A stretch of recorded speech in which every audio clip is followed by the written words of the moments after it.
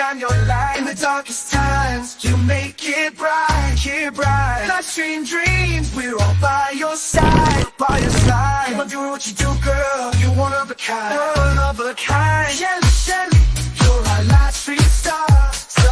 Keep rocking your show, no matter where you are. Hey, Shelly from the block. Jersey girl with a mouth that won't stop, no, no. Sassy, and I'm not afraid to show it. Gonna spill the tea, you better be ready for it. I speak my mind, no filter inside. Shelly's in the house, talking trash and truth, trash and truth. No sugar-coated blues, never deep, and get out the way. Jersey girl with something to say. Shelly's in the house, time to break the rules. From Bulls to the city, I'm the queen of cool. You can handle the heat, then take the high. Shelly's in the house, drop the mic.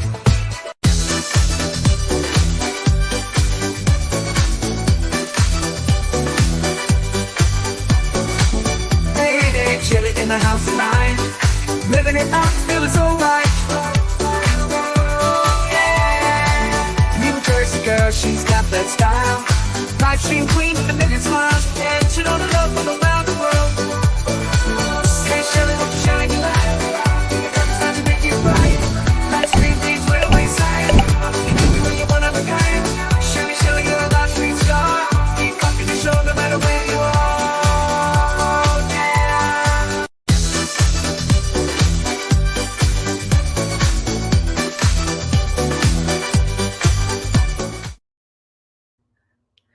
Hey everybody, happy Thursday. It is 12:03 p.m. on the East Coast, October 24th, 2024.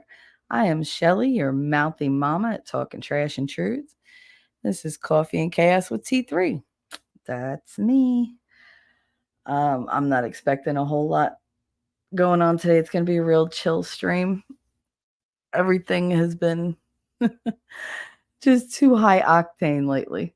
So I didn't have the head to write a script or do any research because I've been sleeping for the past like 3 days. It's just that time of year, I guess. That time of year, that time of month, whatever. Take your pick. In my chat, I have Lady Awesome. How you doing? She said, coming in and get comfortable. It's gonna be probably just me, you, and like 3 other people. And that's fine. We'll just hang out. And I'm waiting for the YSL trial to go live again. So I got the feed ready to go up to watch lead. We're going to stream snipe them if they say anything. She said, Lady said, I just want you to know that I'm really moving in my seat to the intro. I know that damn song is catchy, isn't it? You must have needed your sleep. I did. I was sleeping only like 3 hours a night for like almost a week. I just, between the noises that the kids make and just everything, I was just so tired. And my voice has been like ravaged. Like, especially early in the morning, like when I get up, it's, oh my God, it's terrible because the heat is so damn high because everybody in this house, apparently that runs the thermostat, is cold all the time. I'm not cold. I have insulation. I'm also not, like 80 years old, but it makes me crazy because I'm like, I wake up and I'm like, ah! It's like I swallowed sawdust all night long. You're so happy to hear my voice. I'm happy to have a voice. I really am.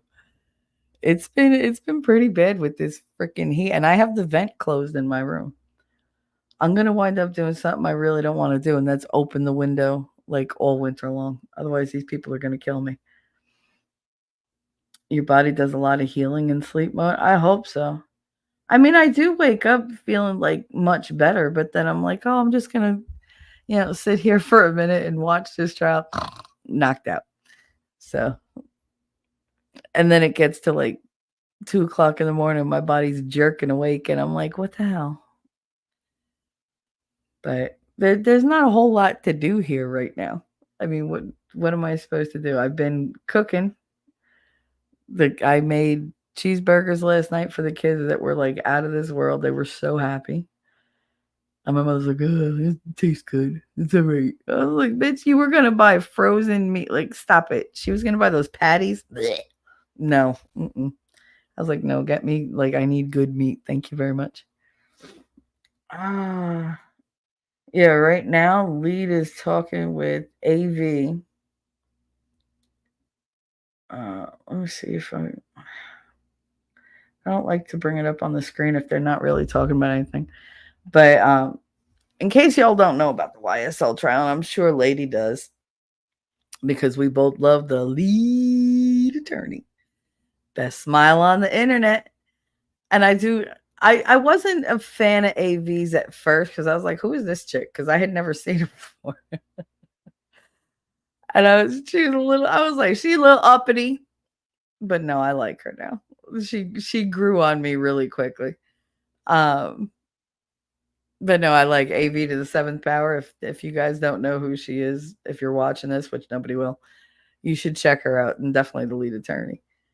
Lady said, just crack the window. As long as you're not by a draft, you should be all right. Open up to cool off. The window's literally right by my head. Right by my head. I have a very, like, my room is small. It's small. My room in Hoboken was probably twice this size. It was big. It was much bigger. The ceilings were higher. It was just a bigger feel. But I took this room because it shares a bathroom with Katie. And I didn't think it was right for Connor and Katie to share a bathroom.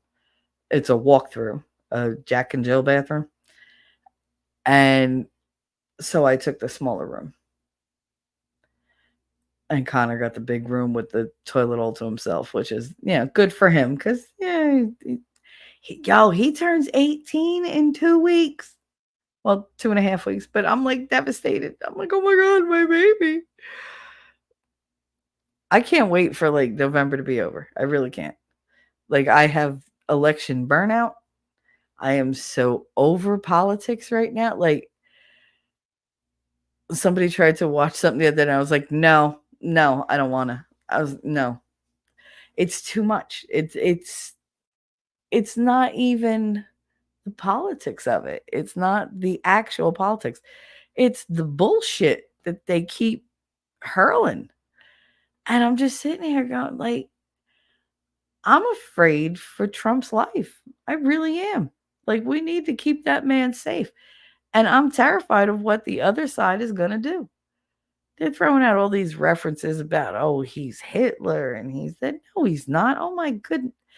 Like, first of all, the insult that throws on Trump is ridiculous. And second of all, do they understand exactly what Hitler did?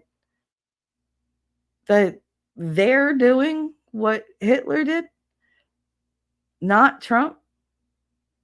But I don't think they quite understand, and I don't think they understand the insult that they're throwing out there to people who went through World War II. That this is not something that can be compared to that in any way, shape, or form. It's not an outsider trying to get rid of the people who were born and raised in a certain country because they don't like, their religion or whatever. Their side was letting in whole nations. Like, they're letting tons and tons of people in that have no business being here, and then trying to make us feel bad because we want our country to stay the way it was. Our country with our culture, the American culture. And they're like, oh, well, we've always had immigrants, yes, who have acclimated to the American way of living. Did they have their little subgroups? Yeah. Guess what? There's always subcultures within cultures. That's what makes the world great. There's a lot of diversity. They even made that word a dirty word. Like, they took a perfectly good word and made it just so negative. But I mean, you have to have variety. That's the whole thing about, getting better DNA. You mix up the gene pool. Genes too close together, you get the royal family, you know, a bunch of titities just walking around going, hello, like, no. And yes, that's a dig at the royal family. Those people are messed up. I'm sorry. They're just, love them as celebrities if you want, but like as leaders, they're all one like more like titity than the other. Who are all the fresh faces everybody loves? The ones that marry into the family, not the ones already there. Because the ones that they breed just, oh my goodness. Just look at Charles. I mean, even as a kid, God, you couldn't get goofier. Hey, Wolfram, what's up? What's up? How you doing, honey? Wipes his paws, lopes in, and howls. Ah, woo. It's disgusting them calling him Hitler. Yeah, absolutely it is. It absolutely is. Lead keeps messing with me. His feed keeps going back and forth from him to long crime, and long crime is just blank right now. So I'm just waiting.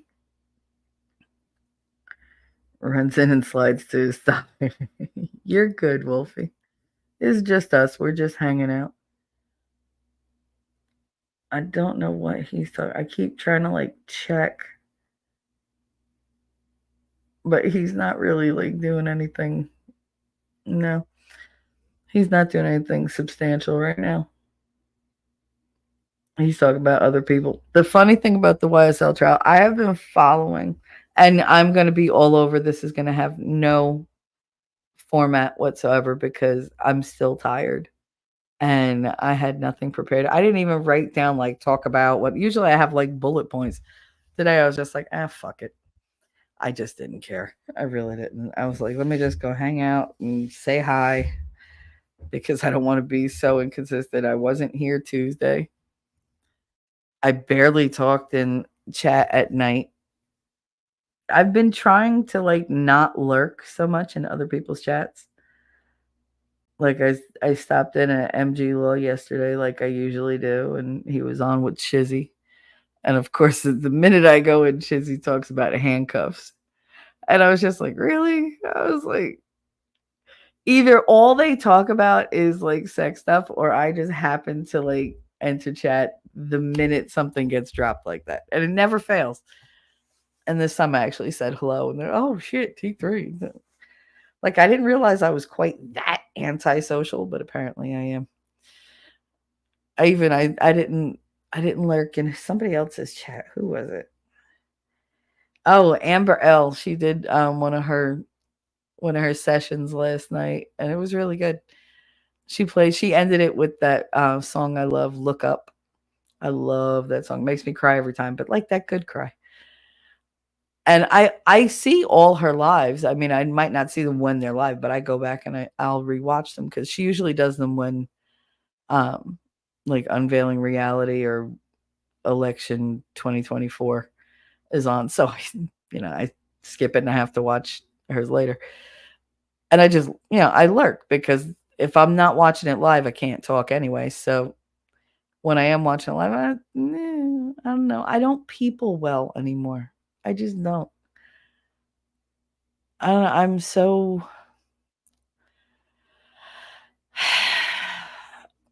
I'm so not put off.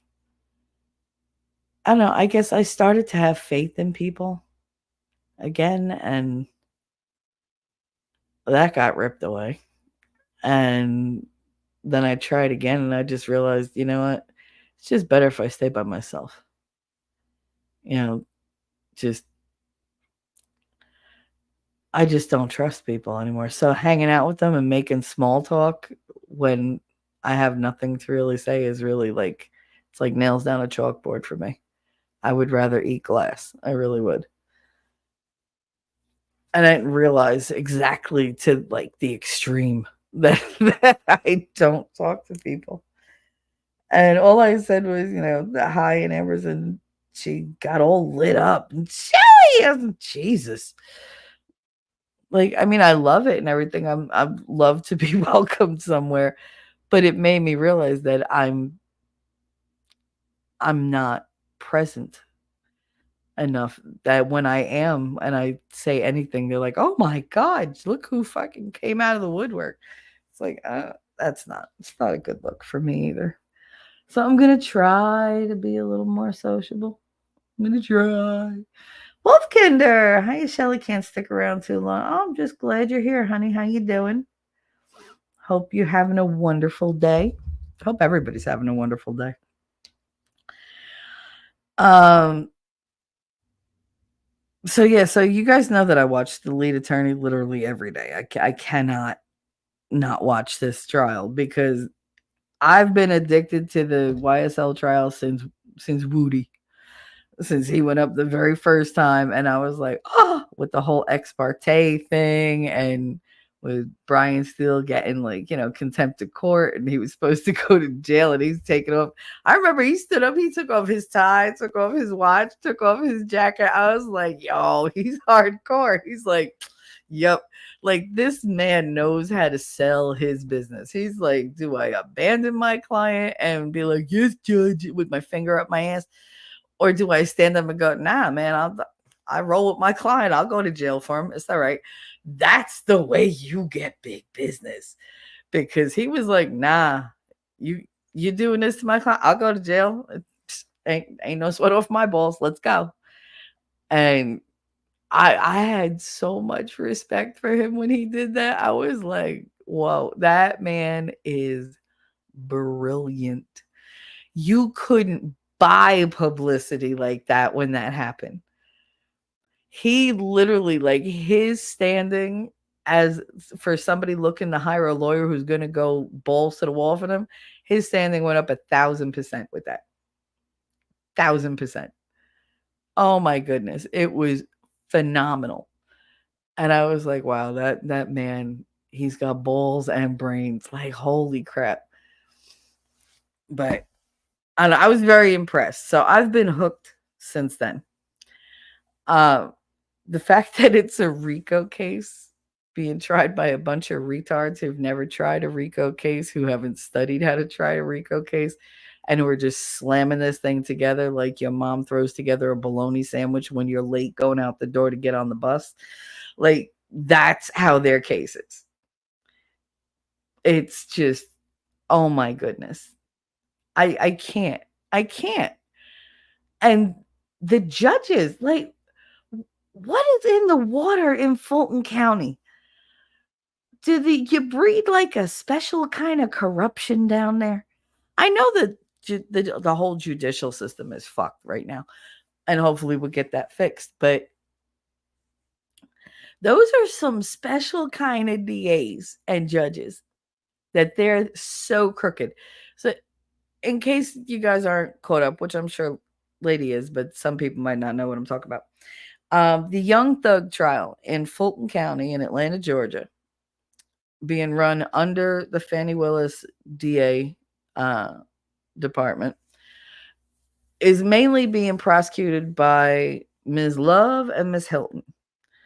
And Judge Whitaker they call her White Girl Whitaker, is the judge for the case. It used to be Judge Glanville, who was an older Black gentleman who was very well revered in all judicial circles, from what I heard. And I heard from 5 or 6 lawyers that I watched that really had a high respect for him. He went and did an ex parte meeting with the prosecution and with one of their witnesses, and basically coerced and intimidated this witness without any of the defense knowing and without anybody being present. And he tried to keep it hush hush, which is why he held Steele in contempt, because Steele was like, I heard about it and this is illegal and what the fuck is going on? And Glanville wasn't like, I don't care what you learned. Who told you? He was like, my chambers are sacrosanct. No, they're not. Your chambers are made of like cement and wood and drywall and rug and paint. Like, there's furniture. It's not sacrosanct. It ain't church. Even if you think that highly of yourself, it ain't church. Like, it's not the confessional. Like, you don't have this special, like, you better tell me. But that's what he did. He was like, you better tell me. And he got all kinds of uppity. Judge Glanville was mad. And he was totally in the wrong. Totally in the wrong. Um, so he went head to head with Steele. Steele wound up not having to tell him. Somebody else told him. And Steele wound up not having to go to jail, but he was willing. He was gonna be escorted there, and Glanville was like, "Oh wait." I think he thought about it, was like, "This is not a good look. People are telling me I'm being stupid. Like, being stupid, you're being unlawful." I would have loved for him to put him in contempt and actually made him go to jail, because Steele would have sued the shit out of that judge. Oh my goodness. I think he still should. But that judge wound up getting let go or recused, however you want to put it. They say that he backed up, but they made him. So then they put another one. I believe that she was a black lady judge that went in second. I can't even remember her name. And she was like, she took one look and was like, nope. And she backed, right? It's like conflict of interest or whatever. Like, I gotta go. And she dropped that shit like it was hot. And Whitaker picked it up. Now, Whitaker has been pretty open-minded. However, she's been helping the prosecution by letting them get away with things. She's been admonishing them, but only did one sanction that I saw, where there was a cop named Dennis that she struck his entire testimony, which they were not happy about. But for the most part, she just kind of like admonishes them. She'll throw shade at them, but she doesn't make them act right. She tells them to act right, to do their job and whatever, but they don't do it, and she doesn't. There's no consequences. So it's like the mom who tells you to do stuff, but you never get disciplined for it when you don't do it. So she's just like, this gentle court bullshit has to stop, because the DA is not being gentle. They're being shady as hell. So they're dropping all these bombs about people and about Thug, and they're throwing up bad character references that they know are not allowed to be said in front of the jury. All that, so many different times the defense has called for a mistrial, and it's always been no, no, no, no, no. This should have been a mistrial a long time ago. In fact, this should never have been a RICO case. Hey, Heidi, what's up? Should never have been a RICO case. They should have never brought this to trial. They got nothing. They got no ballistics. They got no fingerprints. They got no gun residue. They got no like eyewitness accounts. Like, I don't like, where's the RICO? And that's what Lead says all the time. Where's RICO? Where's he at? Where's he hiding? Because I'm not seeing a racketeering, setup. Do they do illegal stuff? Probably. They all have records. Well, most of them have records. Let me not say all. But that doesn't mean that they're all, supposed to go down for like this huge charge that Fannie Willis came up with that's completely unsubstantiated, completely unprovable, because she has no proof. There's no evidence. They're using people's Instagram pictures. How desperate do you have to be that you're like, look, he's standing on a car. That's disrespectful. That's probably why he got shot, or why somebody got shot. Blah, blah, blah. Stop. How is that any better than the theory that the lady hanging out the window watching the neighborhood comes up with? That doesn't sound lawful to me. That sounds awful, is what it sounds. Heidi, wait, let me go back because I skipped.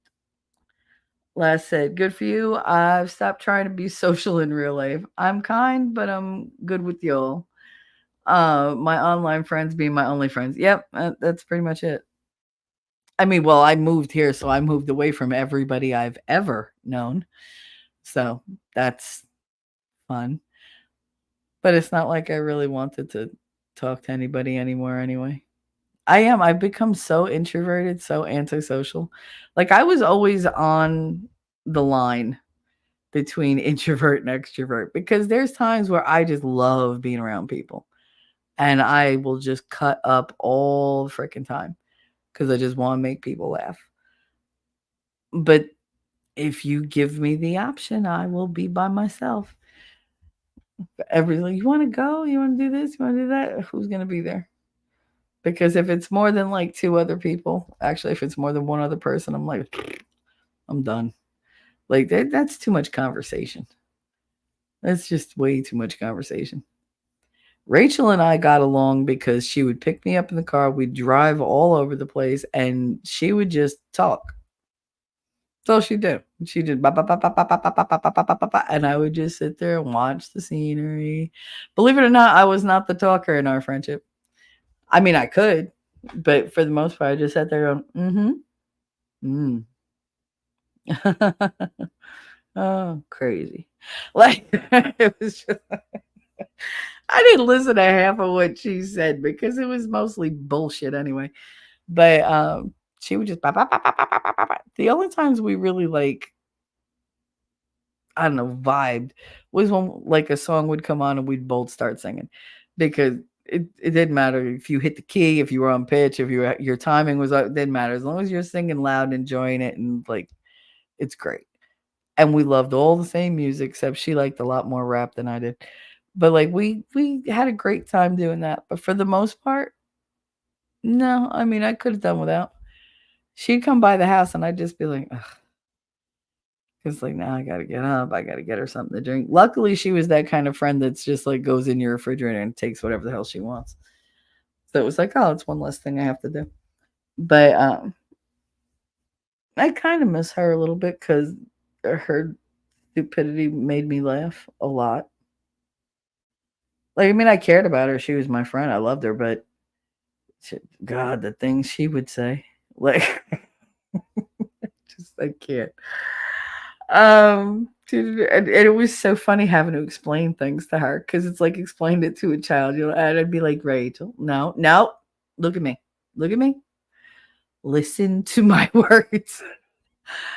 And I would have to like really, and she, like she wasn't insulted about it at all. And from the beginning of our friendship, she was like, "Listen, if I don't get something, you're just gonna have to explain it to me like you would like your class." I was like a kindergartner. She was like, "Yeah, oh, okay." She was like, "And I'm gonna have a lot of questions because I don't know a lot." Oh, okay. It's good when people come right out and tell you, "Hey, I don't know shit, so you're gonna have to explain a lot to me." She was that kind of friend. Uh, but she was just, she was too what's the word I'm looking for? Insecure. I want to say like she had a thing about like seducing married men and it was like a thing for her and I don't know, she had very bad taste in men. I'd rather be alone than pick the guys she did because they put her through mental torture.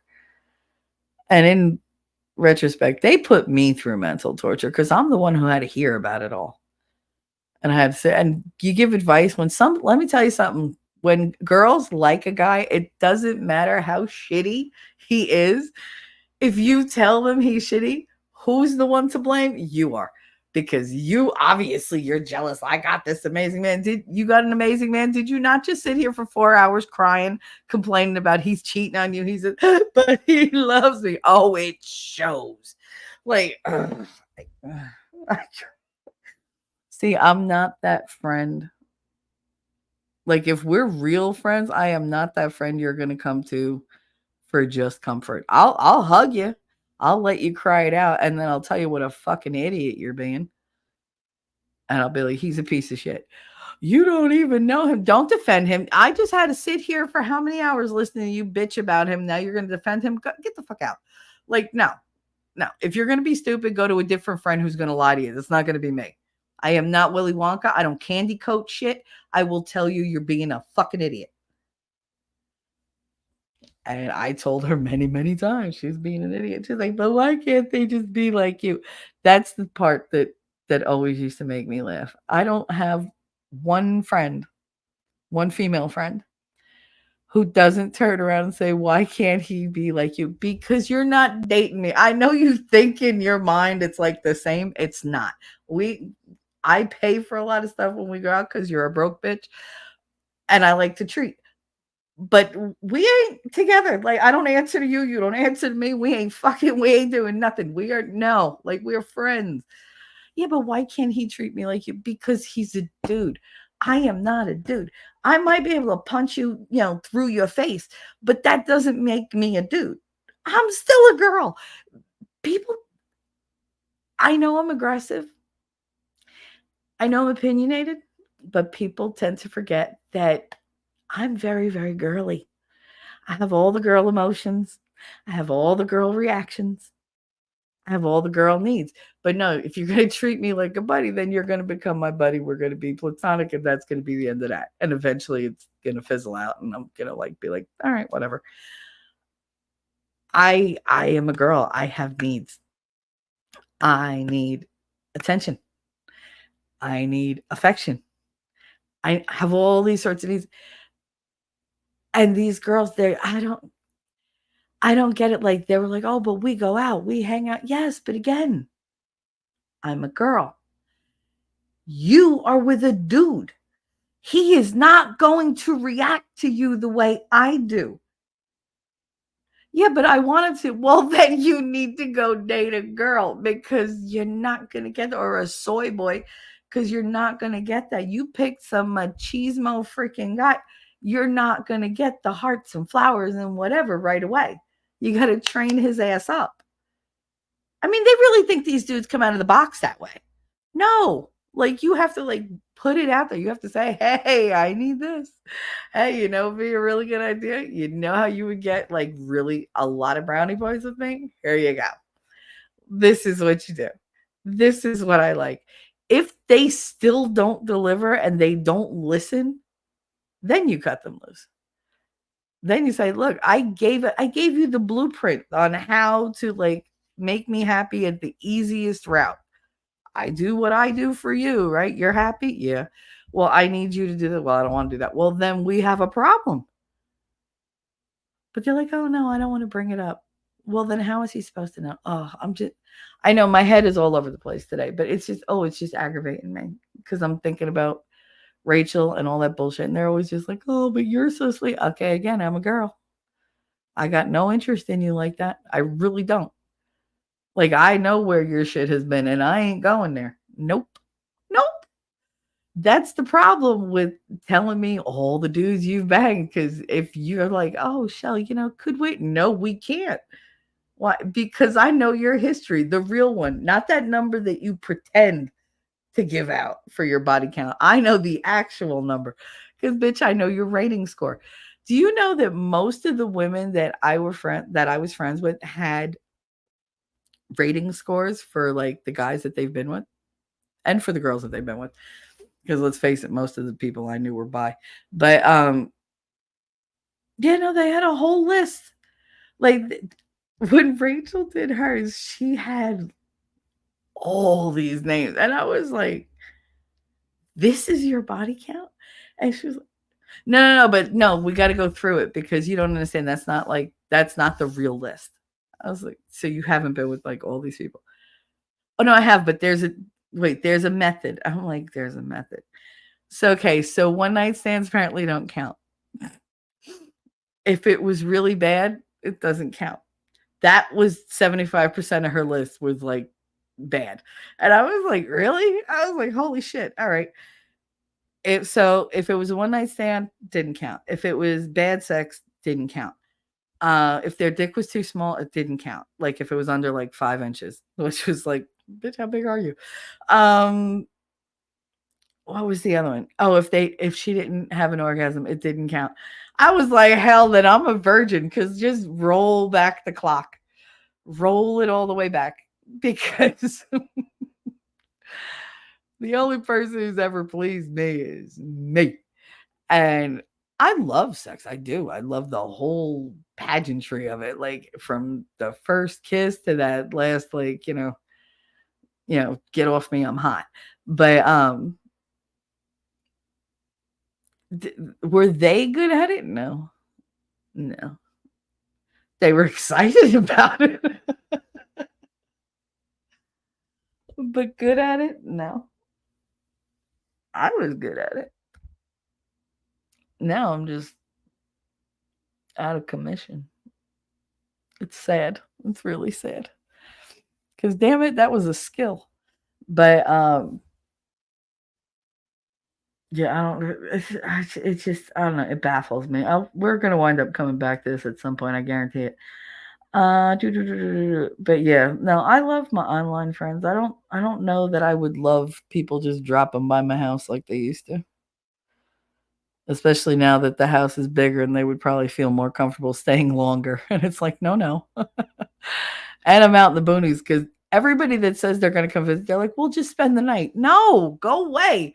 Like, don't come visit. Don't spend the night. Don't fucking camp out in my yard. Just get the hell out. Oh, God. Yeah. No, I'm definitely not where I used to be with friendships. Uh, lady said, Fanny's a fool charging so many RICO charges. So many with RICO charges. The fact, like this judge did have a point. White Lady Whitaker had a point. She said, y'all think every detail is essential, and I don't think that's correct. Like they're bringing out the most minute. There's so many details and no evidence. That's the problem. It's all bits and pieces of look, there's this picture and this person was here. They have no recorded footage. They don't even have like where the McDonald's that these people were at that they met at where they, after the big crime or whatever, after somebody I think killed Nut or whatever. There's no footage because the cops waited like over a month to go to the McDonald's and say, hey, we need your security footage. And they said, y'all know we only keep it for 2 weeks. This is not the first time they went to these places for this type of, evidence. So they knew that there was a 2-week turnover. They knew anything after 2 weeks, waiting that long, it would be gone. Who does a murder investigation and doesn't get the CCTV footage from the meeting place that they're at when it's a public meeting place right away? Seriously, who doesn't do that? You got to be kidding me. Over a month, and so it's all gone. The store at the corner, all gone. The other store down the street, all gone. The one across the street, all gone. So there's no footage of them doing anything. There's no eyewitnesses. The McDonald's people are like, I don't know what you're talking about. Like, they got nothing. And they're doing this as a RICO, the hardest kind of case with the most moving wheels and everything else. Like, you have to hit so many checkpoints for a RICO to stand. And they don't know what the fuck they're doing. They have no idea. And they're literally, it's just, want to talk about Kamala word salad. This is like judicial word salad. They're literally throwing just pot after pot of spaghetti at the wall and hoping something sticks. Meanwhile, the jury's like, fuck this trial. They don't give a crap. And Judge Whitaker doesn't want to do a mistrial only because she doesn't want to have wasted the jury's time. Fuck the jury. They're there because they have to be there. Do I feel bad that they're sitting there through that boring ass trial? Yes. But part of me would be entertained because everybody they're putting up on the stand is hilarious. Oh my goodness, the hijinks in this court. I've never seen anything like it. And yet, they're there. And she's worried about the jury. Don't worry about the jury. Worry about the dudes that have been in jail for over 2 years, just waiting for this trial. They're guaranteed in the Constitution to have a speedy trial. This is not a speedy trial. They're having their constitutional rights walked all over. Are they guilty of things? Yeah, probably. Do I care? I don't give a shit. They've done their time. They have suffered alongside us who have suffered. Let it go. You are not going to convict them. Let them go. Cut them loose. Stop spending money, pouring money into money, into money, into money, into money. For what? For what? He's way more famous now than he was when you arrested him. And who did that? You did that. Fulton County DA did that. You got to be kidding me.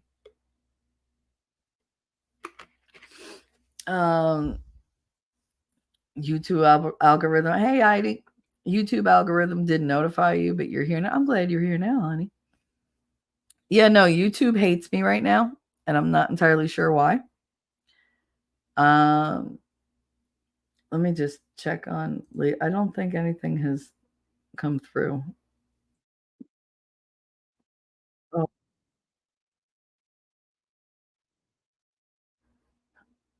no, the not next week, AV. All right. So they're still just talking. Yeah, YouTube hates me. The last show I did when I ended said I had 27 views, or no, 25 views. And now it's down to 22 views, which means I got no rewatches at all. So I'm like, that's damn near impossible, but okay. I never have numbers like that. I always have at least like 50 something or whatever, and then it goes up. And I always get tons of rewatches. The last one, nope, I lost views on it. I was like, what the hell? You want to talk about demotivational? Jesus. I'm like, I see people who do nothing, nothing.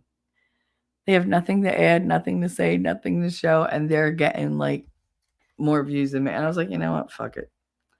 And as I was told, oh well, you'll just do a fireside thing, like fireside chats, because that's all you want.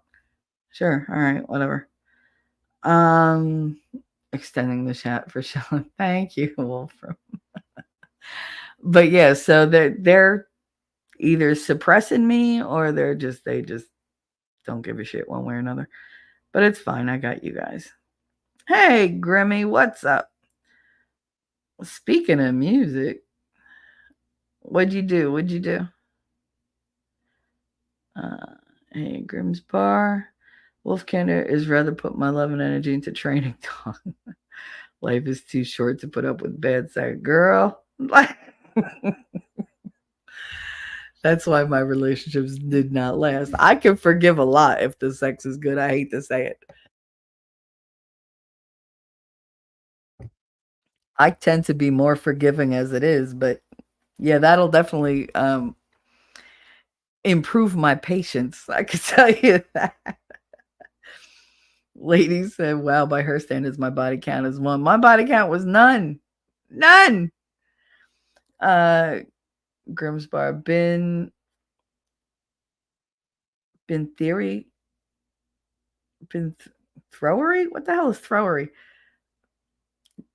Been crafting a way to pay off all the national debt and cancel taxes, but fund the government through dividends from investments only if the principal is left alone for 10 years. Okay. Did you go on that site that who put it out? Was it RFK Jr. that put out the policy site for you to come up with ideas and put them on the board? I can't remember the name of it. It's help me out. I know you guys know what the hell I'm talking about. They came out with like a website where you can go in and you could like read other people's like policy ideas or things that they want looked into or investigations or whatever for Trump's administration. And there's a lot of really good ideas on there. So maybe if you go on there and like put that in, people like they actually check it supposedly.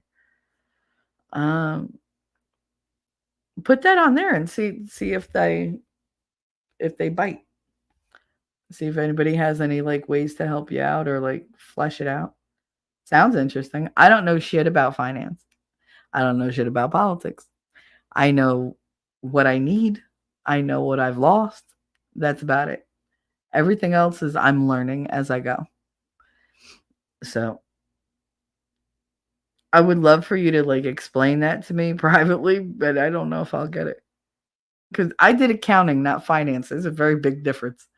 I'm good with numbers, not so great with investments because I've never done it. I'd like to.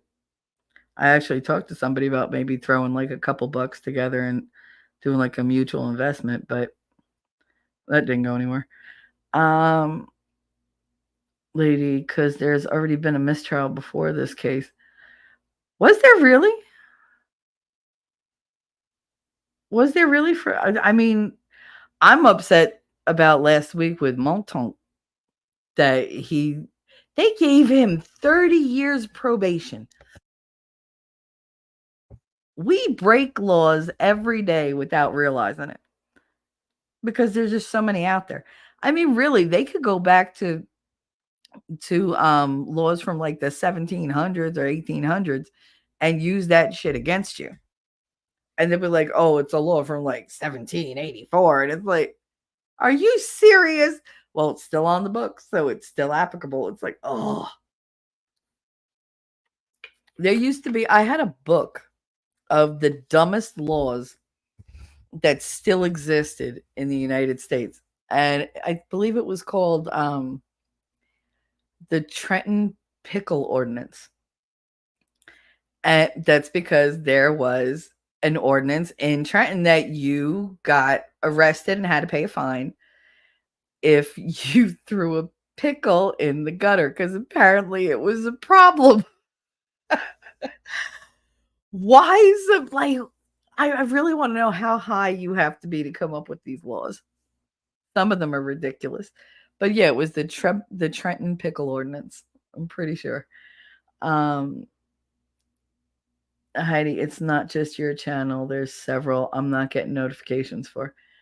Yeah, they tend to not send me any notifications for anybody. So I just always go up and down my subscription list.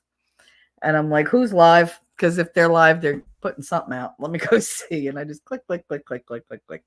I'll have like 12 tabs open of just everybody's live streams going. And then I go through and I go, yeah, I don't feel like listening to them. Mute. I do that a lot. But I still like to give people like watch hours. That's always been a thing for me.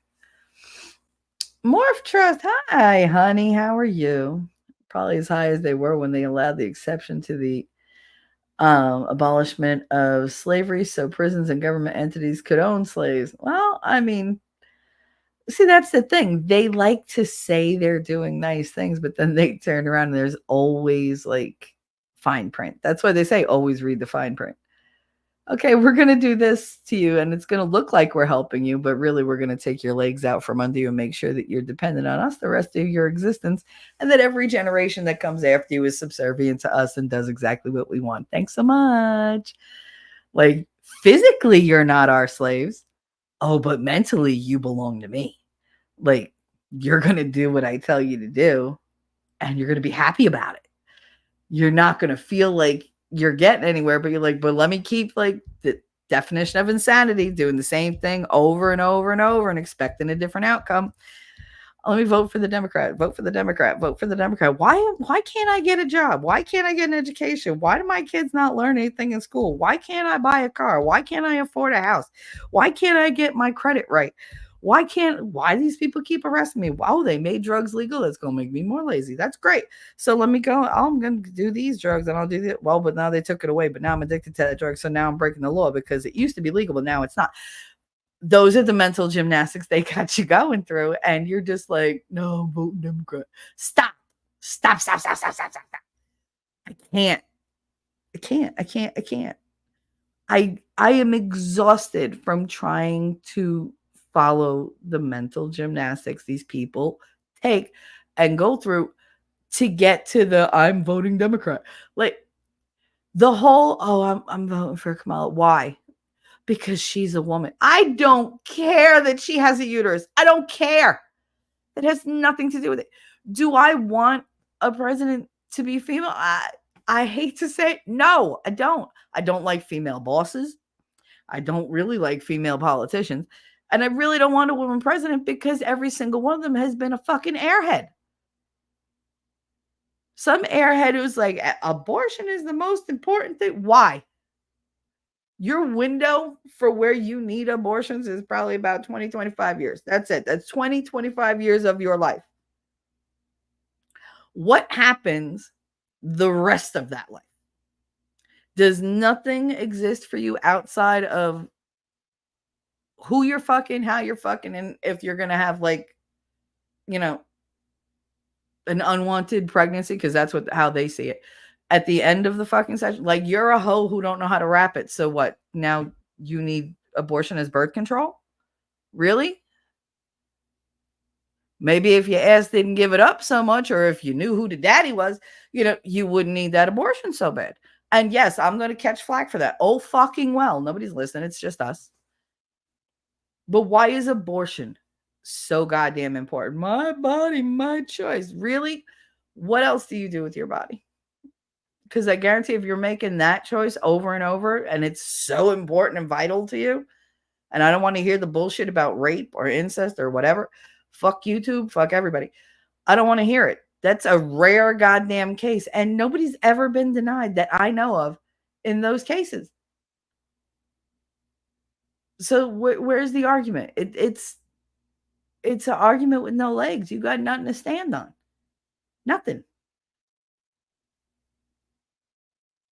Oh, federal abortion. There's no federal abortion ban. It goes back to the states as it should be. Education should be state to state because different states have different needs. They just do. They have different demographics. They have different needs. Oh, well, then we don't know how to fund them. Sure you do. Somebody can come up with a formula on how to fund states' education programs. I don't know why it's so difficult. States charge ridiculous property taxes. Where's that money going? Part of it is supposed to go toward the education department for that state. Part of it is supposed to go for infrastructure. Yep. And that's usually how it goes. Hoboken, all their property taxes supposedly went to education. Unfortunately, I'd say probably around 60%, and I'm lowballing this figure, of that money went to administration costs because the administrators have ridiculous salaries. $150,000, $250,000 to be the dean of Gabba-de-Gots because they don't do shit. There is no need to have 18 administrators for the dean of athletics or whatever. And yet the IT department that runs the entire district has 2 people working for it, one of which only comes in 1 day a week, and the other one who just wants to lock himself up in the room and be like, fuck you all, leave me alone. I'm not answering your emails. I'm not answering my phone, blah, blah, blah, blah, blah, blah, blah, and just locks the door and that's it. Like, that was my district. God help you if you had a computer problem. We all had to figure them out ourselves because IT did shit for us. It took me a year and a half to get an email address because he was backed up. Really? Okay. And he was a friend of mine and rushed it for me. So it's like, But it all goes toward the people in the suits. Oh, and then they get their free education. They get this, they get that, they get all the perks. They take off. They're never in the office when you need them. Oh, she's traveling right now. Traveling where? I mean, fucking school's in session. Her ass should be behind her desk, ready to serve. That's what she gets paid for. Nope. Oh, they're out. They're having lunch. Oh, she bought us lunch. She brought us here. She brought us there. Oh, we took a trip to go see a certain da-da-da. Like, I can't. None of that money goes toward these kids. They don't even buy them school supplies anymore. You got to buy your own. The teachers have to buy their own, not just the parents. The teachers have to buy their own pencils, their own construction paper, everything. It's ridiculous. And you're not allowed to ask parents because they will fire you if you ask the parents to donate. I don't give a fuck. I made a tree. I built a whole tree in the corner of my classroom, and it had a bunch of apples with Velcro on the back. And each apple had something that the classroom needed. And I told the parents, that is the giving tree. If you feel so inclined, take an apple and donate to the class. But you are under no obligation. I'm not supposed to even have that there, but this stuff doesn't just appear as if by magic. And those parents, they would take all those apples and they'd bring the apples back, put them back on the tree. They're like, you're going to need refills. I mean, they knew. I was lucky I had good parents in that regard. I had one parent buy a $400 rug for our classroom because when she came in, she was appalled at just the discoloration because it was so old. Because it was an area rug. I had kindergarten. That's what they do. They sit on the floor. You need rugs. And she was appalled. And she went and bought this gigantic fucking rug. And my principal was pissed. And Marty was like, I can't believe I didn't ask them for shit. She was mad that her daughter has to sit in a dress on a dirty ass rug, even though I vacuum it every day. She was mad. So she wanted to replace it. You go tell her she can't. Well, you should have told her. I told her that it was an what did I say? It was an extraordinarily generous thing to do, but that we have certain policies in place where we're not allowed to accept. And she went right to the principal, was like, you're going to take this fucking rug. And we got the rug. But he was pissed at me. And I was like, I didn't know anything.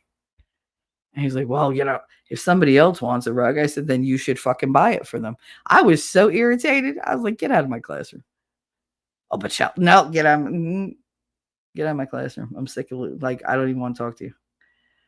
Because all I cared about was the kids, and all they cared about was how it looked. How it looked.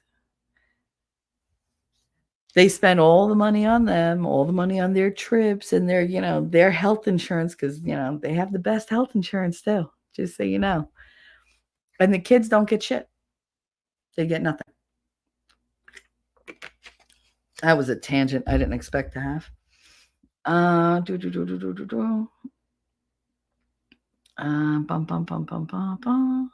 gotta scroll back because for some reason StreamYards is being really ridiculous. Wolfkinder, in PA, you can't have sex with a truck driver in a toll booth.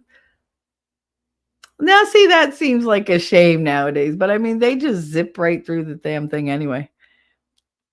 That gives a whole new meaning to toss your coin in her bucket.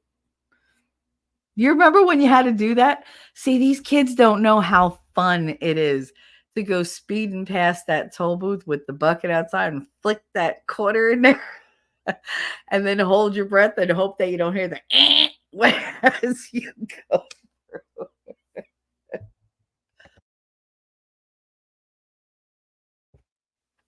None of our kids have been able to crawl over our laps. Yeah, because of course now they're in a car seat. But I know that there's those of you out there who used to sit in the front seat. Didn't matter how little you were. You sat in that front seat. No seatbelt. And when you pull up, can I? All right, here. And they give you the coin and you'd crawl over their lap, over the steering wheel and throw it in. And the toll booth lady would be like, hi, honey. And you do hi. And then you go back and you hear the ding. And then your mom or dad would take off. That was always such a special thing. It was a little thing, but it was such a treat to be able to do that. It was fun. These kids don't know that. They just sit back there. They don't even pay attention. They have the fucking iPad on or whatever. Or they're dead asleep. And it's really? When you start driving, are you going to know where the hell you're going? Because you don't know these streets because you don't look up.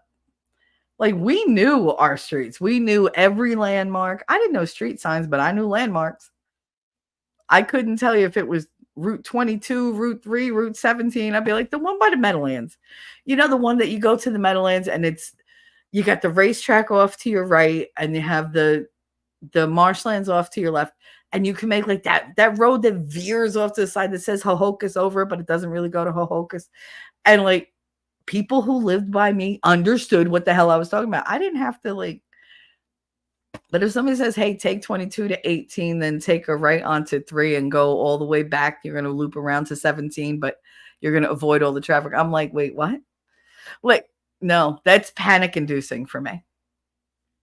That's panic inducing. No, just give me landmarks and I'm good to go. Lady said, yeah, the lead attorney jumped on the new trial, but Nick Stavros or whatever the Viking looking guy's last name is, he streamed the first YLS trial and ended in a mistrial. He actually stopped into Leeds chat yesterday morning. he sent him a super chat because I know Nick. He's a nice guy, Nicholas. But what you call it? Yes, he sent a super chat, and it was funny because Lee got all excited. He was all excited. He was like, "Oh, he's a lawyer, and he's a YouTuber, and he's awesome."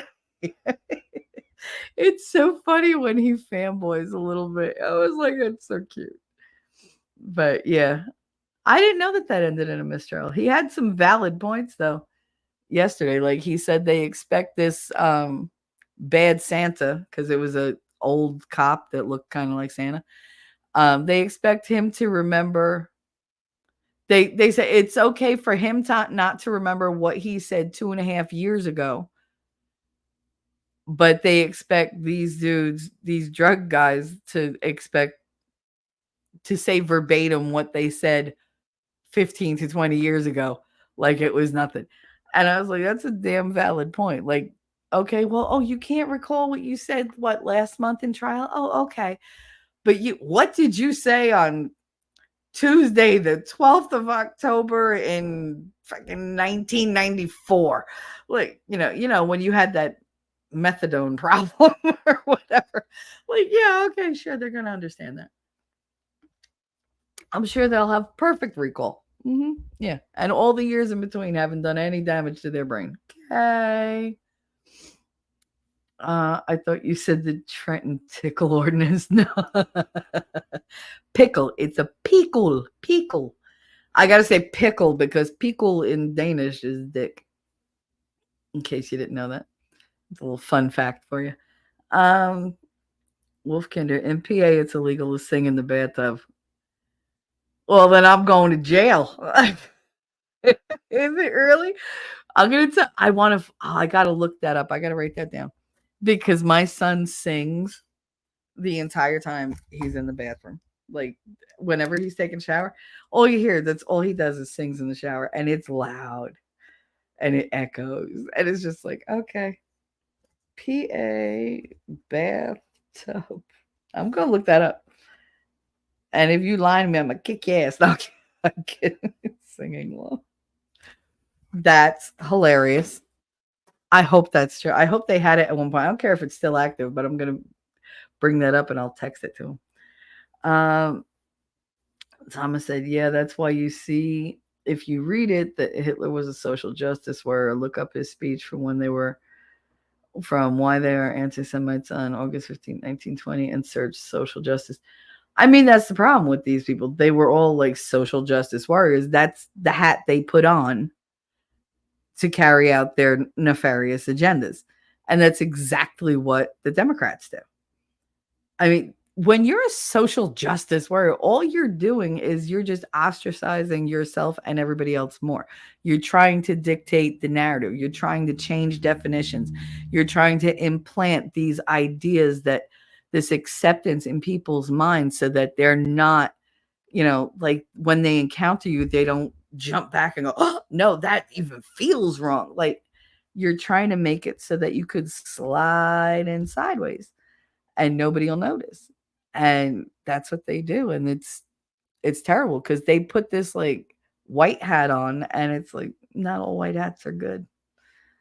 They're really not.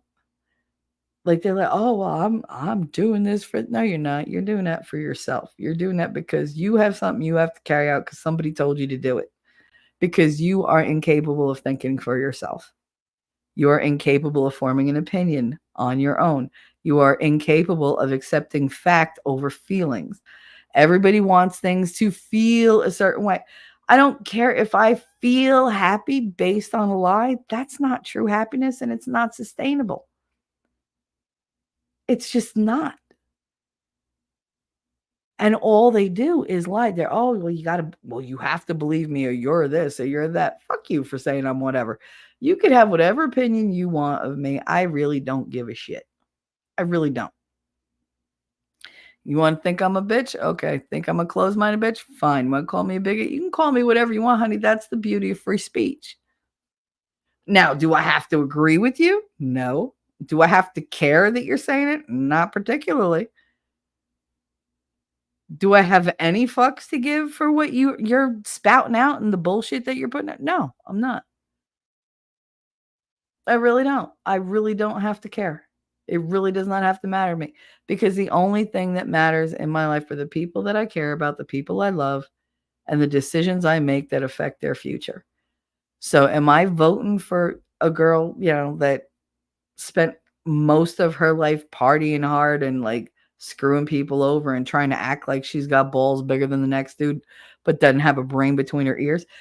No, I don't have to be on her side just because she shares you know, a gender with me because she has a uterus. I don't care that she's a woman. In fact, it puts me off her even more because you're making the rest of us look bad. I don't want to claim her as a woman. I don't. I am already ashamed as so many women in history. So ashamed.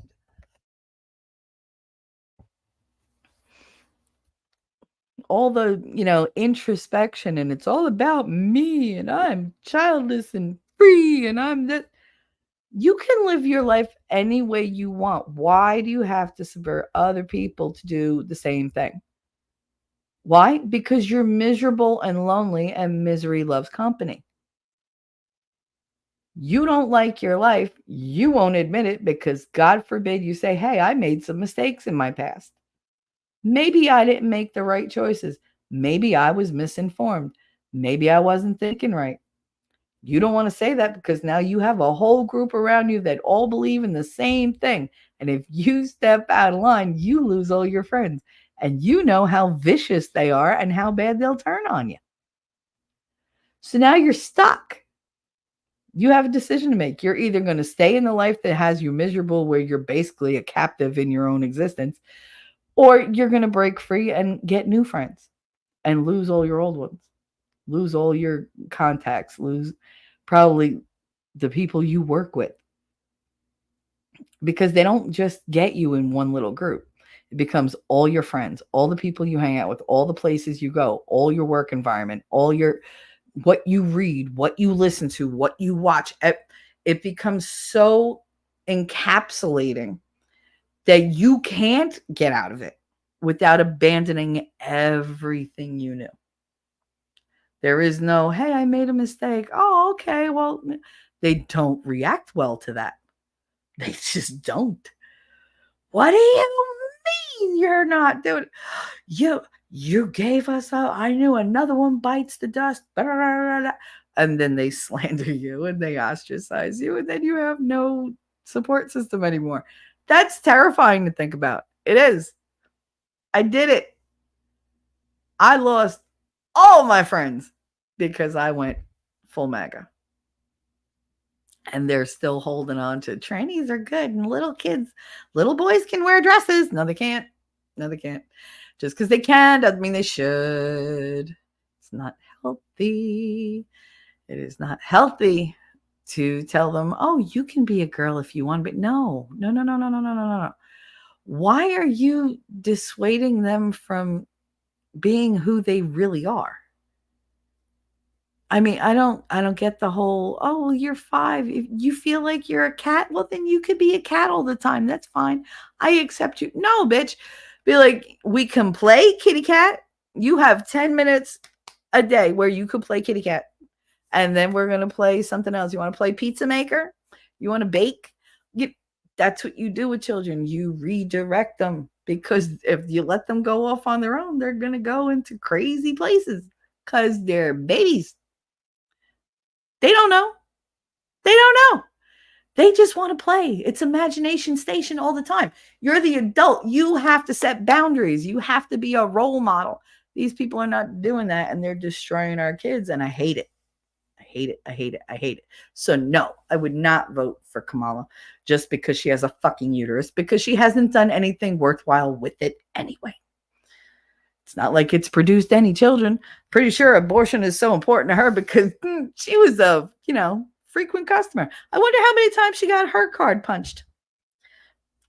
Free abortion every 6 visits. And again, that's alleged because I don't feel like getting fucking sued, but I mean, she probably has, like, if they had frequent flyer miles, she probably racked up quite a few. Although she mostly swallowed it, I think. Yeah, I'm definitely YouTube's gonna hate me forever. Da, da, da, da. Yep, that's what you see if you read it. Okay, well, I did that one. Not to mention, if you search all the dictator speeches like Mussolini, don't get me started on Mussolini. You know how I feel about him. For social justice talking point. Yeah. And the thing is, about the funny part about Mussolini is he was so lazy. He literally did nothing. He was a sharp dresser. Like, he liked dressing in his uniform and looking all authoritarian. And Hitler was jealous of that. That's how he changed his wardrobe to mimic that of Mussolini, because he felt it made him appear more powerful. But yet, whenever he needed Mussolini to do something, Mussolini was off somewhere with his soldiers getting drunk and having sex with all the women in the town or whatever. He was never ready. Like, literally, he got captured, I think, twice, where Hitler had to go and, like, spring him out. Mussolini was a joke. He really was. He was an asshole. But I mean, as far as like military leaders, he was ridiculous. He was so lazy. So lazy.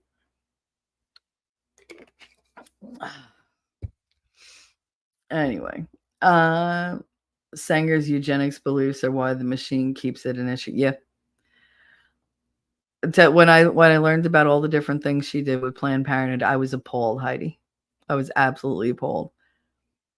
What she did in Puerto Rico to test out birth control pills was disgusting.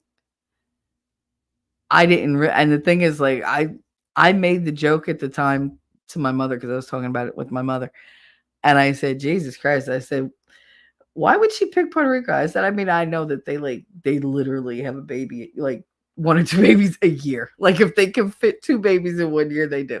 Like, these are some fertile fucking people." And I know that because I have 2 Puerto Rican babies. But,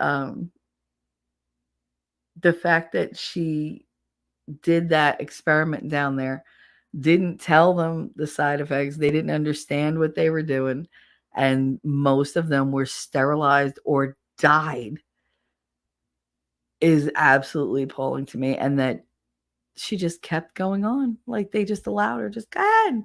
Well, she didn't really do it to our people. She did it to people in Puerto Rico. Oh, that's better?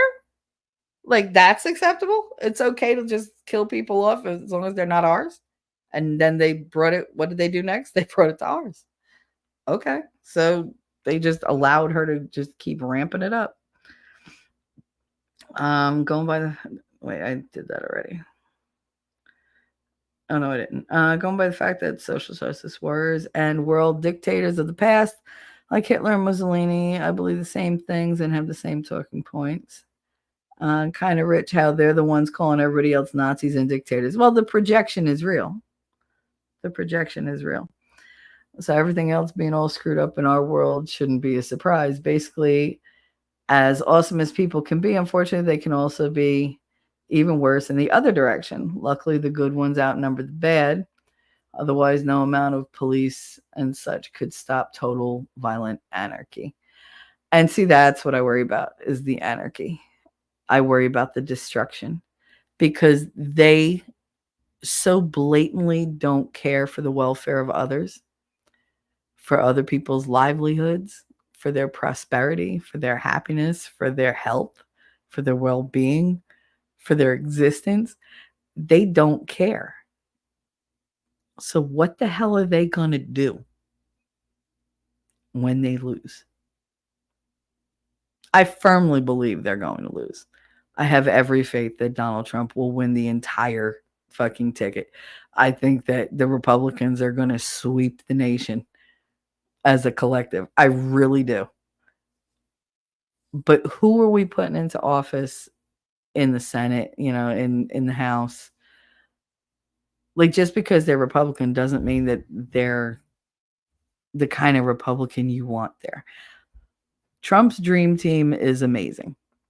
I don't think I could have wished for more forward-thinking people, because these are not people who are stuck in the past. These are people who see the past, appreciate it, learn from it. They examine the present and have a plan for the future.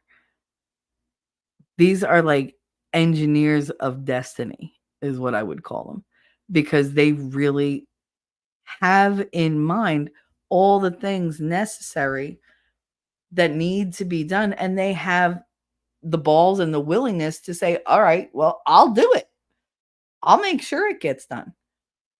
The food's poisonous. Let's go change it. The water's poisonous. Let's go change it. Oh, this they put out misinformation about this, and this is what's really happening. These are the side effects of this, and this. Well, let's tell everybody. Oh, they're censoring. Well, we're going to put a stop to that because there's nothing more important than free speech. Oh, they want to take your gun. Well, we're going to put a stop to that because there's nothing more important than being able to defend yourself with number 2 so that you could do number 1. As bad as that phrasing is, like, yeah, you have the right to bear arms so that you could say the shit you need to say and nobody can stop you because that's your God-given right. It is not your government-given right. It is your God-given right. At least in this country. How fast do you think they're going to take that away? They're going to censor the hell out of us. I don't want to think about where they would take this nation. And I have no choice because it's too important not to. It turns my stomach. It gives me anxiety like I've never experienced in my life. Because I have no control over this. All I could do is vote, and I did. All I could do is talk about it, and I do.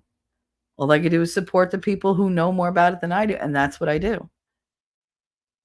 But it never seems like it's enough because it is so hard to overcome that level of evil. Especially when they've had a taste of control. They've had a big dose of power, and they're not going to want to give that up. And they will fight tooth and nail. They will fight in the dirtiest of ways.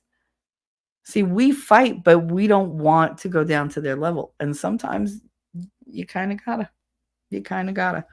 2 wrongs don't make a right, but you can't go onto a battlefield with somebody who's coming at you, full tilt and be like, oh, I'm just going to stand here and try to negotiate. No, you got to fight back. And you got to fight back on equal footing or you're going to lose. You got to get the advantage. You can't be the nice guy all the time. That's one of the things I love about Trump. Is he the nice guy all the time? Yes. Is he the most subtle? No. Does he like hold your hand and go, here, let me like try to explain to you why that's not working so that I don't hurt your feelings? No, he tells you you're fucking up. Like, what is wrong with you? Are you stupid? Like, he just comes because he doesn't have time. There's no time left. There's no time to bullshit around. And he gets that. RFK Jr. gets that. Elon gets that. Tulsi gets that. JD gets that. Vivek gets that. Tucker, even pain in the ass is with that paywall, gets that. They all get it.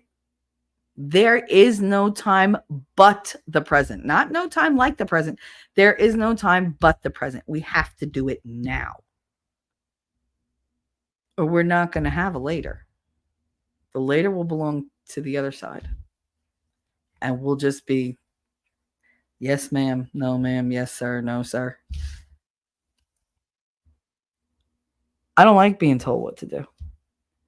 It's one of the reasons why I love America the way I do, because they don't, there are laws for safety reasons, to keep society on the up and up, but they don't tell me I can't say something. If I have an opinion, they're like, all right, what's your opinion? All right, that was stupid, but thanks for sharing. I still have the right to share it. I have the right to do this. This is not normal for a lot of countries around the world. We take it for granted that free speech is like everybody could just say what they want. No, they can't. They really can't. They get locked up for the dumbest shit. I don't want to give that up. And if we don't fight now, if we don't get smart now, if we don't make the right choices and vote the right way and stand together, unified, no matter what little petty squabbles we have, all those little differences of opinion or whatever can get ironed out later, because we'll still have the free speech available to iron them out later. If we focus on those now, we're going to lose because we'll be divided. The other side will win, and we'll no longer have the opportunity to even have those arguments. There will be no disagreements because we won't be able to say what we feel or say what we think or say what we found. It'll be one narrative, their narrative, and that'll be it. You don't get a say anymore. It's up to you. I mean, it's up to all of us. But am I scared the last 2 weeks ramping up to this election? I'm terrified.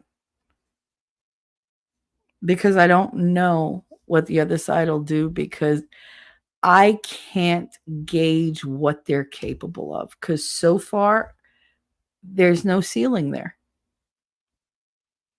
It doesn't seem like anything is off limits to them. It really doesn't. And I've never had to deal with somebody with absolutely no morals or ethics or principles the way they operate. It's completely foreign to me. I naturally assume most people are decent. I do. I believe they have a moral code, even if it's just their own. You have a moral code that, keeps you from doing really disgusting, deplorable things. And I don't think the other side has that. I don't think the people in power have that on that side. And I think they influence their followers to be just as malicious and no holds barred as they are.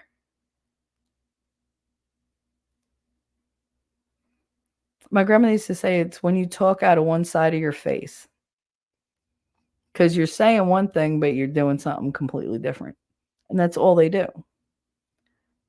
They just, here, watch what I'm saying, watch what I'm saying. Don't judge me on what I'm doing. Just listen to my sound bites, and you need to take them as gospel and run with them. I don't live like that. When I say something, I do it. I stand by my word. My word is everything. I will never make you a promise if I don't know I can keep it. Because breaking promises to me is probably the worst thing you could do to somebody. Because I know how disappointing that is, and how devastating it can be, and how it just chips away at your trust in people. To where I wake up and people tell me things and I'm just like, whatever. Because I just assume they're full of shit. It takes a lot to gain my trust.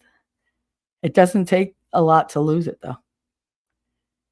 Once I start seeing those little inconsistencies, or when things start to change for me, I back off. Because I'm like, no, see, now you no longer pass the smell test. It's just But I don't know, I always thought people were decent.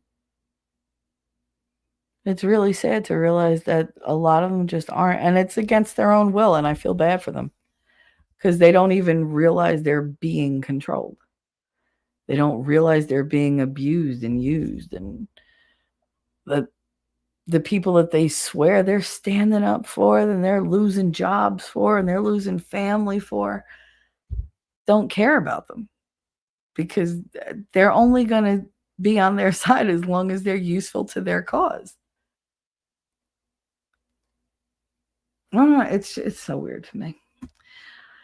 Yep, my mom went through that before she retired from teaching. Heidi, yeah, teaching sucks now. Starro, yes.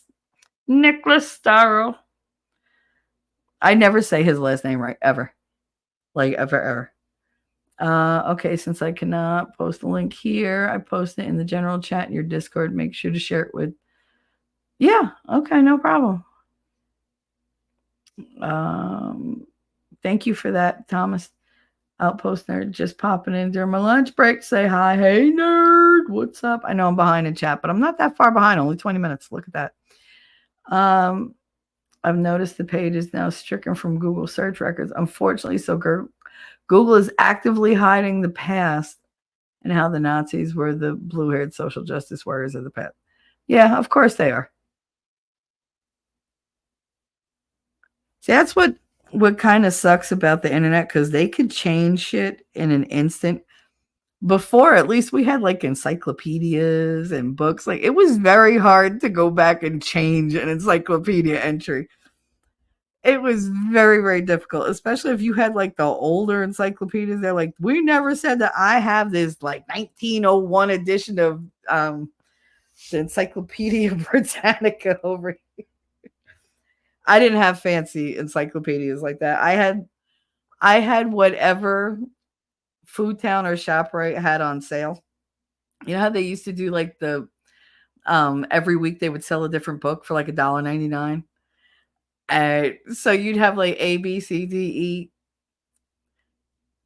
Maybe like they didn't even either they didn't have it or you didn't go food shopping for like a week, and then you like skipped the letter and they couldn't go back and get that letter because they didn't sell it anymore. I'm pretty sure everybody had at least one set of like supermarket books that was missing stuff. Castro, what's up, honey? How you doing? Darth, hi, honey. Darth Hideous, I voted yesterday. Viva Kamala Harris. Bullshit. If you voted for her, you would have been set on fire. It is against your very nature to allow women to vote, let alone to vote for a woman. I call bullshit. I think your body would like invert itself. There's no way. I'm mostly listening in today. Heidi. I hope you're feeling well. Mostly listening is just because I'm just ranting. And I'm still not seeing anything on lead side. Like nothing.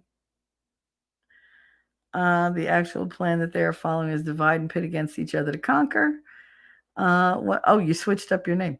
Once Nazis had taken out the Jews, they would have moved on to the next group to demonize until the only group left was too weak to fight back against them, and they were quite literally willing to lie about anyone and murder them in horrible ways to get there. I mean, doesn't that sound like people we know? Just saying. Clinton. Clinton.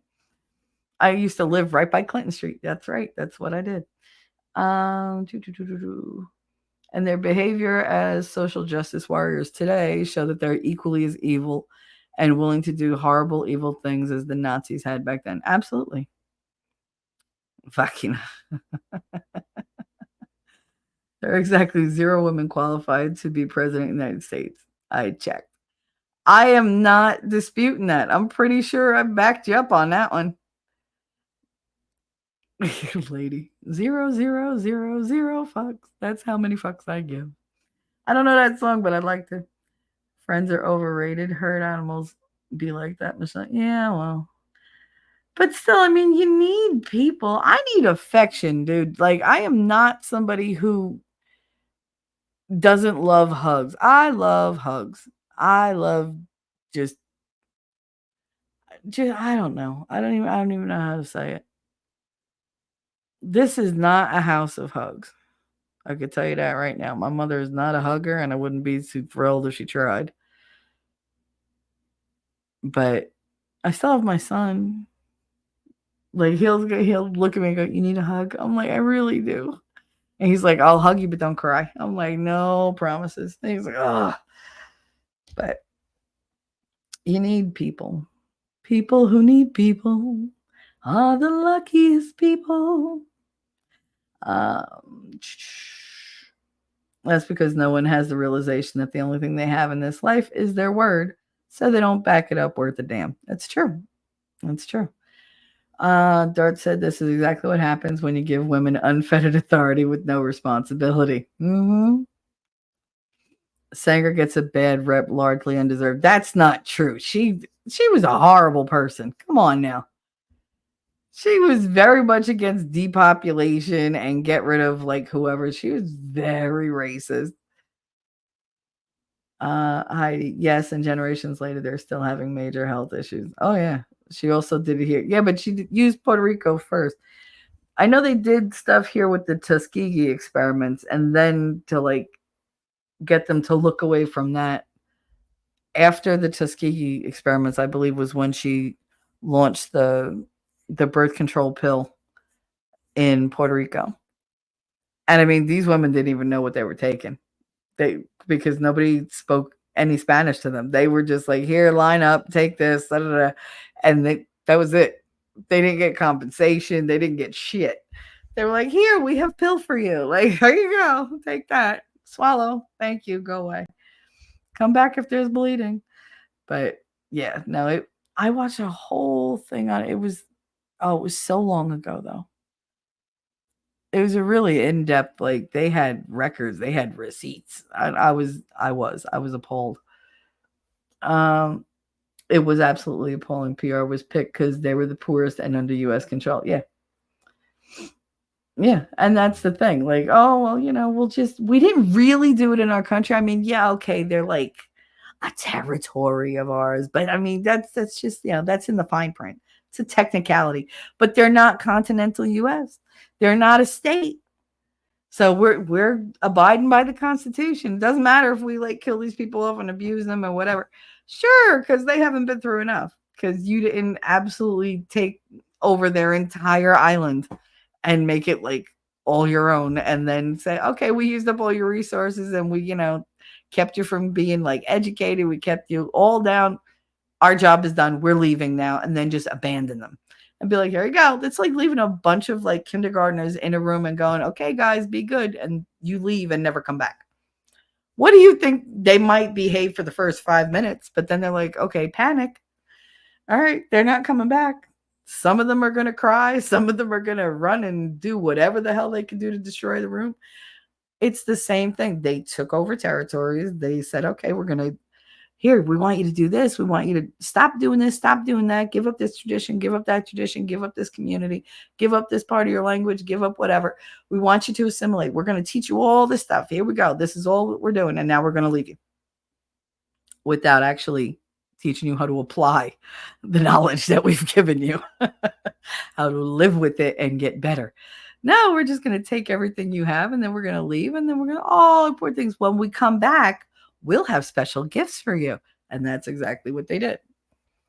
They came in, ravaged them, left, came back and said, hey, you know what? You guys are all so poor. You have so many, unwanted pregnancies because you have no way of controlling it. And okay, here's a pill. This is going to help you. Let us know how it goes. When you put people in a desperate situation and you only offer them one possible solution, what do you expect them to do? They're going to take it. They're going to take it because they're desperate. And that's what they did. They waited until they were at the bottom of their barrel and there was nothing left for them to live off of. And they said, hey, we have a lifeline. Here's your solution. And the solution was just a dozen problems, spit shine to look like a solution. You could take a piece of shit and shine it up and spray paint it, and it's still not art. It's still a lump of shit. I don't care what you do to it. It's still shit. It's just shit that's been prettied up and called something else. That's what they do. And the welfare of others, no welfare for anybody. Okay. It's going to be a little difficult to do in this country since they've literally put it intravenously into 75% of the fucking population. But yeah, sure. Counter argument: Democrats cheat. I mean, they all cheat. I'm not naive, not to that degree. I think they all fucking cheat.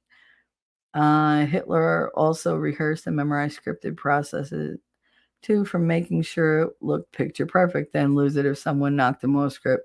Sound like anybody we know? Oh, absolutely. Absolutely. Hitler was not good at improvisation. He was not good. He had everything scripted. And they said he would rehearse it and he would watch himself and he would tape himself. Like he had them tape him and they would watch it back to see where he could, have better emphasis or whatever. And if he went slightly off, he was good for nothing because the man wasn't very bright. He wasn't. He was evil, but bright? No. I mean, he going back to World War I, he had a lot of issues, like a lot of issues. So it's just like, yeah, anyway. But yeah, no, I get it. All you have to do is replace welfare with actual charity. Someone who wants to help will do it themselves instead of conscripting others and force them to do it. That's not charity. You know what we had in Hoboken for a long time? We used to have community gardens. And the whole, like, those little neighborhoods each had a community garden. And we'd grow tomatoes, cucumbers, lettuce, eggplant, potatoes, carrots, green beans, different like herbs like, thyme, coriander, whatever, like whatever they had, the bosonogol. And every community, like we took care of our own gardens. It was always like a little, like somebody would donate like a little lot of land for that neighborhood to use. And it really was a thing. Like we went as kids. We knew what to do. There were signs saying, if you're going to help, and there were tasks that you could do. And we would go and we would do it. Some clean out the garbage that would, the wind would like take garbage into the enclosure. You clean it up. Some people would weed if they knew how to weed, because if you don't know the difference between a weed and a vegetable, then maybe you shouldn't be doing that job. But they taught other people, like that's how we did it. And then all of a sudden, there was conflict. You had these people that come in. These aren't the right kind of vegetables. I don't want these ethnic vegetables. I want more zucchini, or I want kale, or I want that. And it got frou-frou. It's like, bitch, if you want kale, go to the damn market, you frou-frou thing. Because this is for the people who don't have. This is for us to come together and help each other. And there was always tons and tons of vegetables. But you had people who came along who had to ruin it. Well, I don't think that you people should be in charge. I want to be in charge. And it's always the big mouths with the big ideas, and then nobody does anything because they literally make you feel like you're not welcome. Like nothing you're doing is right. Like this is so ghetto. This is so simple, so basic. Yes, food should be basic. It should not be complicated. If I pick up a box of something and I go, oh, what am I going to eat? Oh, let's see. Oh, this is Rice Krispies or whatever. Oh, what's in it? Rice flour. Yeah, blah, blah. It should be like 4 fucking ingredients. It should not be things that I need a PhD in chemistry to pronounce, and an entire list of them. Like if I bite into an apple, I should expect that the only thing I'm biting into is an apple. I shouldn't believe that I am swallowing a genetically modified apple that has things in it that my body is not used to and may react badly to. I should not expect that I'm biting into Roundup and that I'm physically taking tons of pesticides and herbicides into my body without knowing it. None of that should be a factor in my life, but it is. So when we had our little gardens, we kept it clean. It was a sense of community. It was great. And then somebody had to come along to improve it, and they fucked it up. They made it so that nobody could use it. And then they were all gone, like overnight. And I remember my mother being like, oh, that's really sad that they closed down the community gardens. I'm like, it's not sad. I was like, it's fucking evil. I was like, they did it because they don't want to give up that property. They don't want us eating the good food. They don't want us having a sense of, being together. I was like, and they want to use that property. God forbid they don't build another fucking 8-story condo in my little 1 mile square town, that was the thing. Money won over people. Money always wins over people. Always. And we need to stop that. We do. Also, you help people because you want to get back on their feet, not help them get addicted to obeying somebody else like welfare does. That's right. And nobody's going to spend your money more responsible than you are. That's very true. Very true, Darth. Feed a man a fish and he'll be hungry tomorrow. Teach a man how to fish and he'll feed himself till the rod is broke. Teach him how to make and use a fishing rod and he will not only feed himself, but will feed others and have a job fishing too, or maybe even making fishing rods. Very good, Thomas. I like that. Hey, Ellie, what's up? But promise a man the next man's fish and he'll vote for you. That's sadly true. Sadly true, Darth. It is. Yeah, that whole socialist versus capitalist, fishing in a river versus fishing in the other guy's bucket is caught fish is not right. I'm mom tasking. Ellie's mom tasking. Awesome. I think Trump has a bit of tism. I think everybody has a bit of tism now. I think we're just conditioned that way.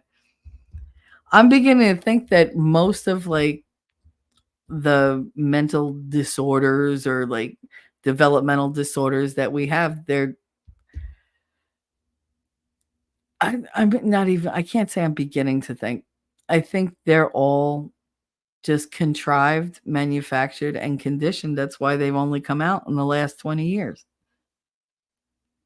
I mean, how come these things never existed before? Yeah, you had people with like personality quirks, but that's all they were. And you knew they outgrew them or you just learned to accept that's how that person was. Now everything has to have a damn label. Oh, you got to have a label because if you don't have a label for it, you can't medicate it. And if you can't medicate it, well, Big Pharma gets very upset with you. Oh, I'm just hitting all the talking points today. I didn't even get to do my damn Twitter. The one depicted as fishing in the bucket would instead be standing there with their hand out, tapping their foot in impatience, and have two guys there with guns enable forcing the guy catching the fish to give his catches over to them. I mean, well, that's just very mafioso. If only we had a qualified candidate for president. Oh, stop it. The doing is 104 years overdue. Repeal the 19th. Oh, wait, we're not repealing the 19th. Vote harder then. They're not going to repeal the 19th. Could you imagine? Oh, my God. That would be the ultimate fuck you by Kamala. I mean, think about it. If things go the way the other side wants, they'll do away with the Constitution to begin with. And there goes the 19th as well. No guarantee. So could you imagine? Oh, we voted a woman in for president. Why? Because she's a woman, and that's why she took your vote away. Because she only needed the one vote. After that, no, you don't need to vote. You did what she wanted. You did exactly what she wanted. So she's going to take it all away. Equitable outcomes for all. If one of you can't vote, none of you can vote. How about that? That's an equitable outcome. They don't think about that, though. Trump has one of those traits common in people who have large quantities of success where they require far less sleep, and the quantity of success is due to failing, but learning and pivoting from fails. I mean, we all fail, and he did learn from his failures. I have a lot of respect for him. Do I agree with every single thing he says? No, I don't. Some of the things he says, I go, oh, come on, dude. Really? Like, come on. But for the most part, I mean, I'm with 90% of what he says. There's 10% that I'm like, all right, don't be goofy. Like come on. Like you could have done better. You could have done better. Like, you know better, but you went for the sensational that one time. Like, stop it. Go back to what you know. Go back to the business dealing. Go back to, your accomplishments. Go back to their failures. Don't worry about what's going on with the kitties or whatever. Not kiddies, like kitty cats. Like, don't bring that up. Let somebody else bring that up. Let that be their soundbite. Like, not you. Like, don't give them ammunition.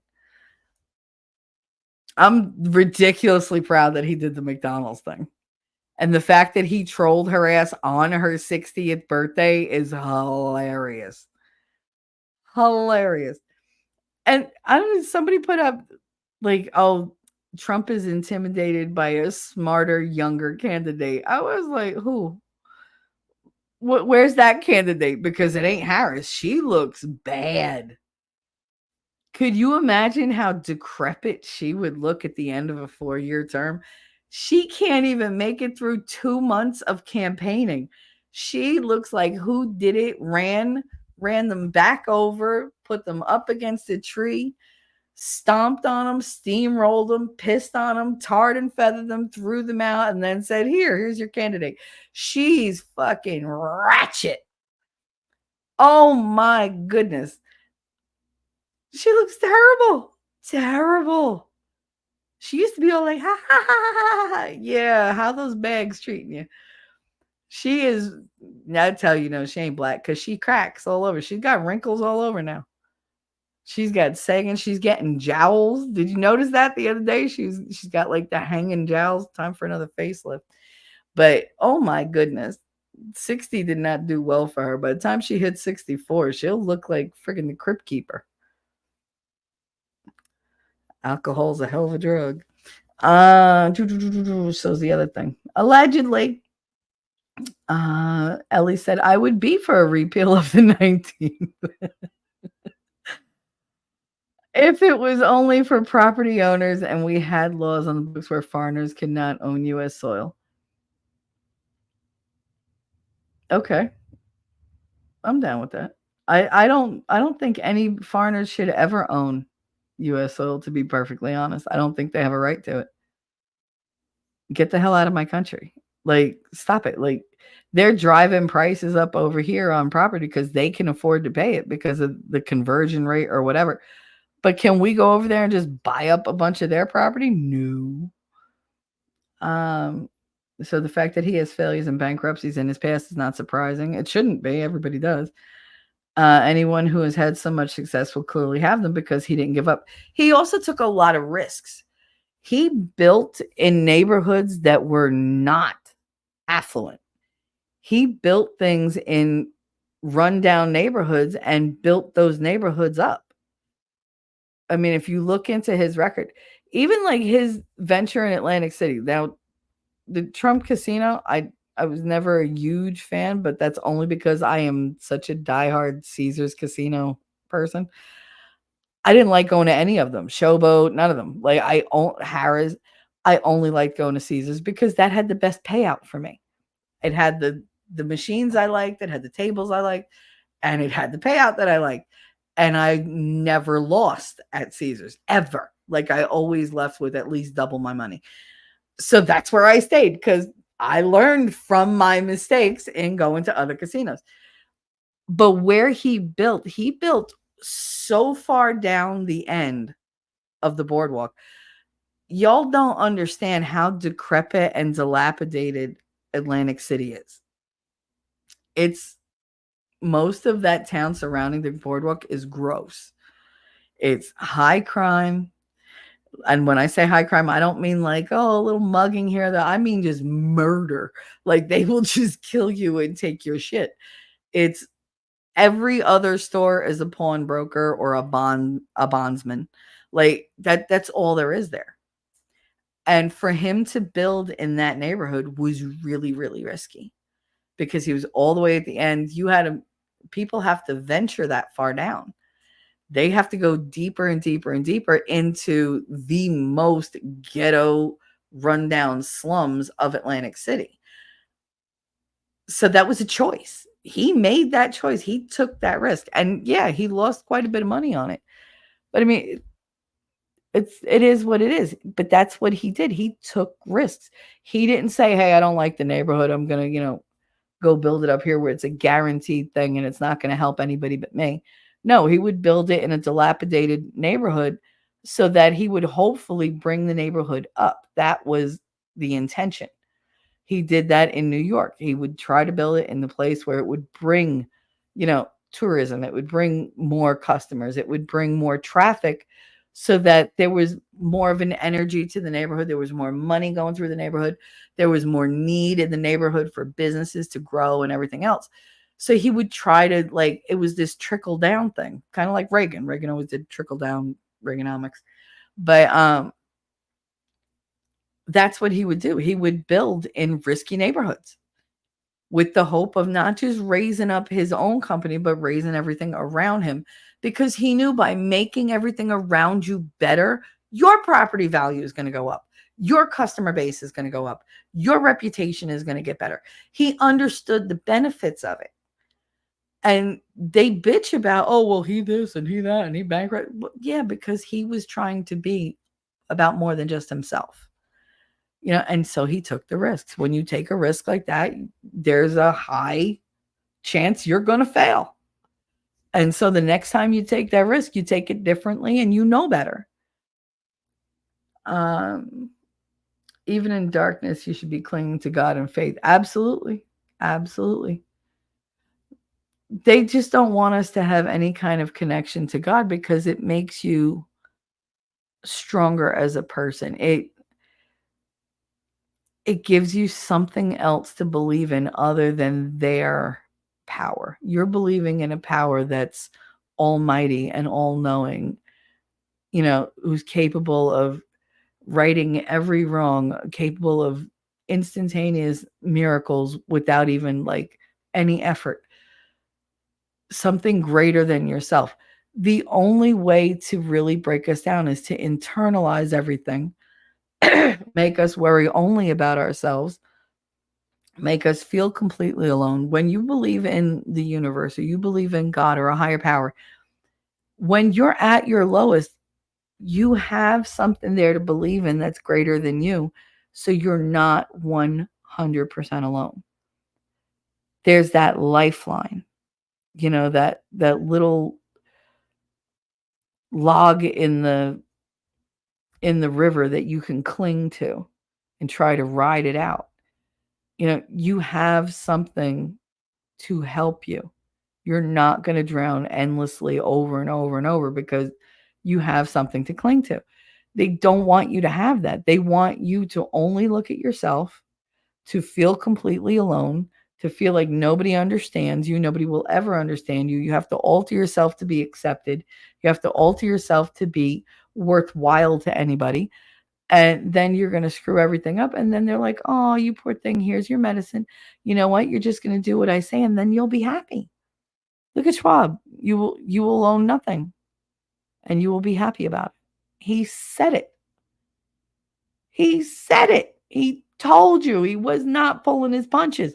He was not being hyperbolic. He said, you will own nothing and you will be happy, because that is how they have designed it.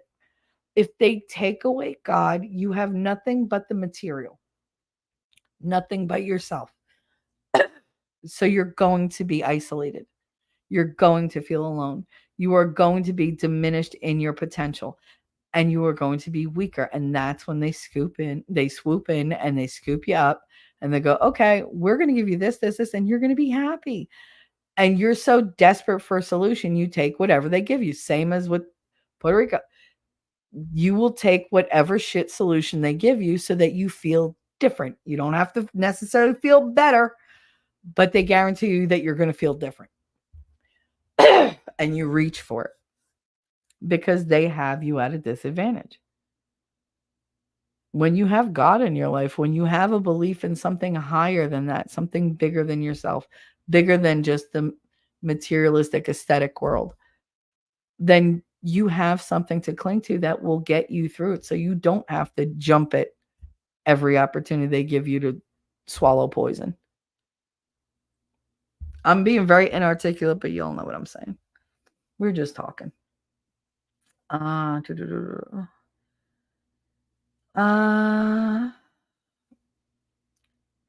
So anyone you see claiming to not have failures like Trump does, ask them to list their actual successes, because it's likely they have zero.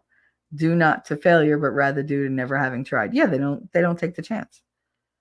They automatically, how many times do you hear people say, oh, I can't do it? Did you try? No, but I know I can't. Really? There's been a lot of things in life that I thought I couldn't do. And I wound up doing them. Why? Because I had to. Like I said, the alternative was unacceptable. So I had to do them. I had to make them work. Did I pay for them? Yeah, I paid dearly, but guess what? They got done. It depends on what you're willing to sacrifice, what you're willing to put forward. Put in the work, you'll be fine. You know, if it's going to be a blow to your ego every time you have a stumble, then maybe that is not for you. Maybe you need a safer life. Or maybe you need to like toughen up. Darth, I have a little more complex system in mind, Ellie. Basically based around giving back authority to the people with skin in the game, net taxpayers and military, and it will require massive reforms. Okay. Lunchtime is about over. Have a good day. Have a good day, nerd. There's a parable in the Bible on that where the servant beat the one who took the investment capital and buried it, never trying to do anything while praising the failure of the one who failed. Yeah, I remember that one. As much as the success of the one who tried and succeeded too. Yeah.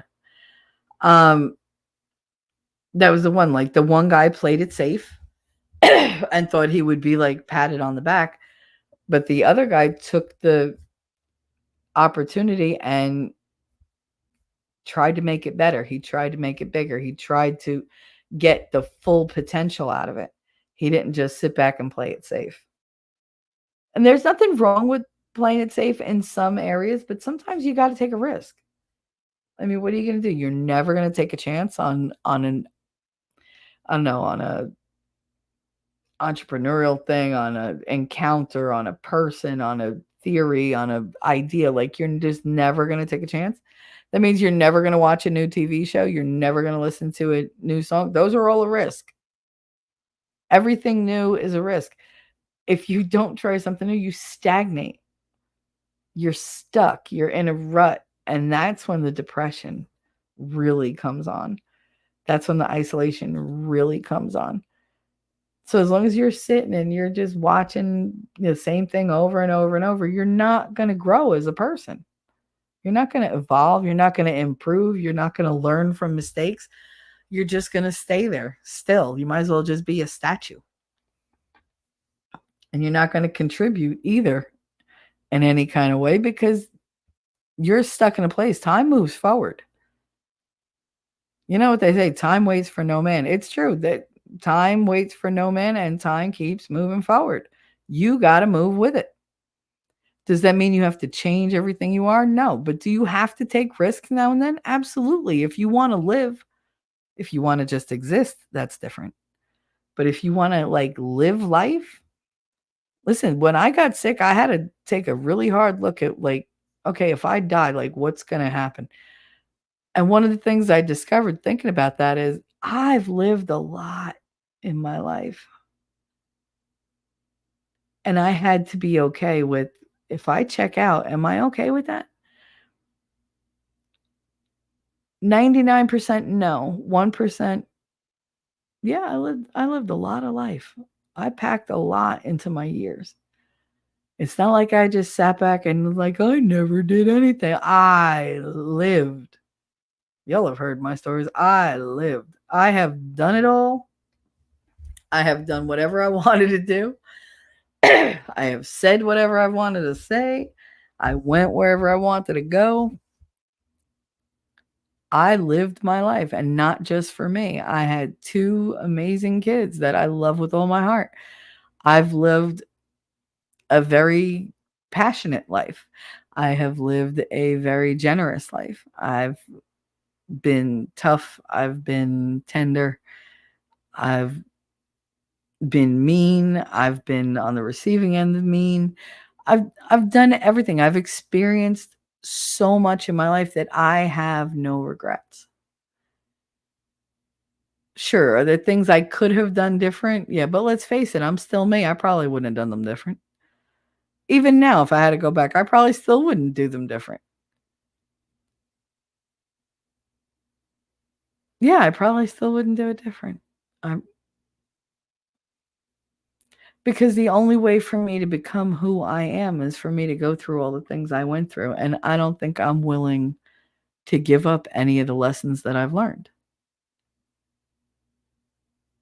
I think it would cheapen me as a person if I did that. Like, I don't wanna take the easy way out. I don't wanna go back and just erase all my mistakes like they never happened. Like, I made a lot of fuck ups. Oh, well. I'm here. Decent person. I'm alright. But would I go back and change it? No, probably not. Probably not. They're predictably unpredictable and educated beyond their intelligence, just enough to be dangerous to society. It's true. It's true. It's like they give them 2 facts and go ahead, go cause mayhem. Go ahead. But we're only telling you 2 facts. You don't need to know the rest. It's fine. I'm almost certain I've tried to explain this concept multiple times. People are very self-serving. Yes. Anyone know how far Michelle is behind in chat? Excuse you, I'm a half hour behind. And is it over an hour? No, it's only half an hour. Let your word be your word. Only 20 minutes behind. Do better, chat. So 2 hours. Bite me. Archive.org's Wayback Machine has changed web pages that I noticed over the owners of the page stealing an idea from myself discussed between my friend and I on there. Uh-oh. I had the 96 election. 96 election. See, I got election on the brain, Dart. Dart said I had the 96 edition of the Britannica in like 2012. Yeah. I mean, eBay is a wonderful thing, I'll tell you. If you want to get like, I always wanted like the Encyclopedia Britannica to be on this because it looks so cool on the shelf. It was like, oh my God, if somebody had that on the shelf, you knew they were rich. That shit was expensive. Now, did I have encyclopedias? Sure did.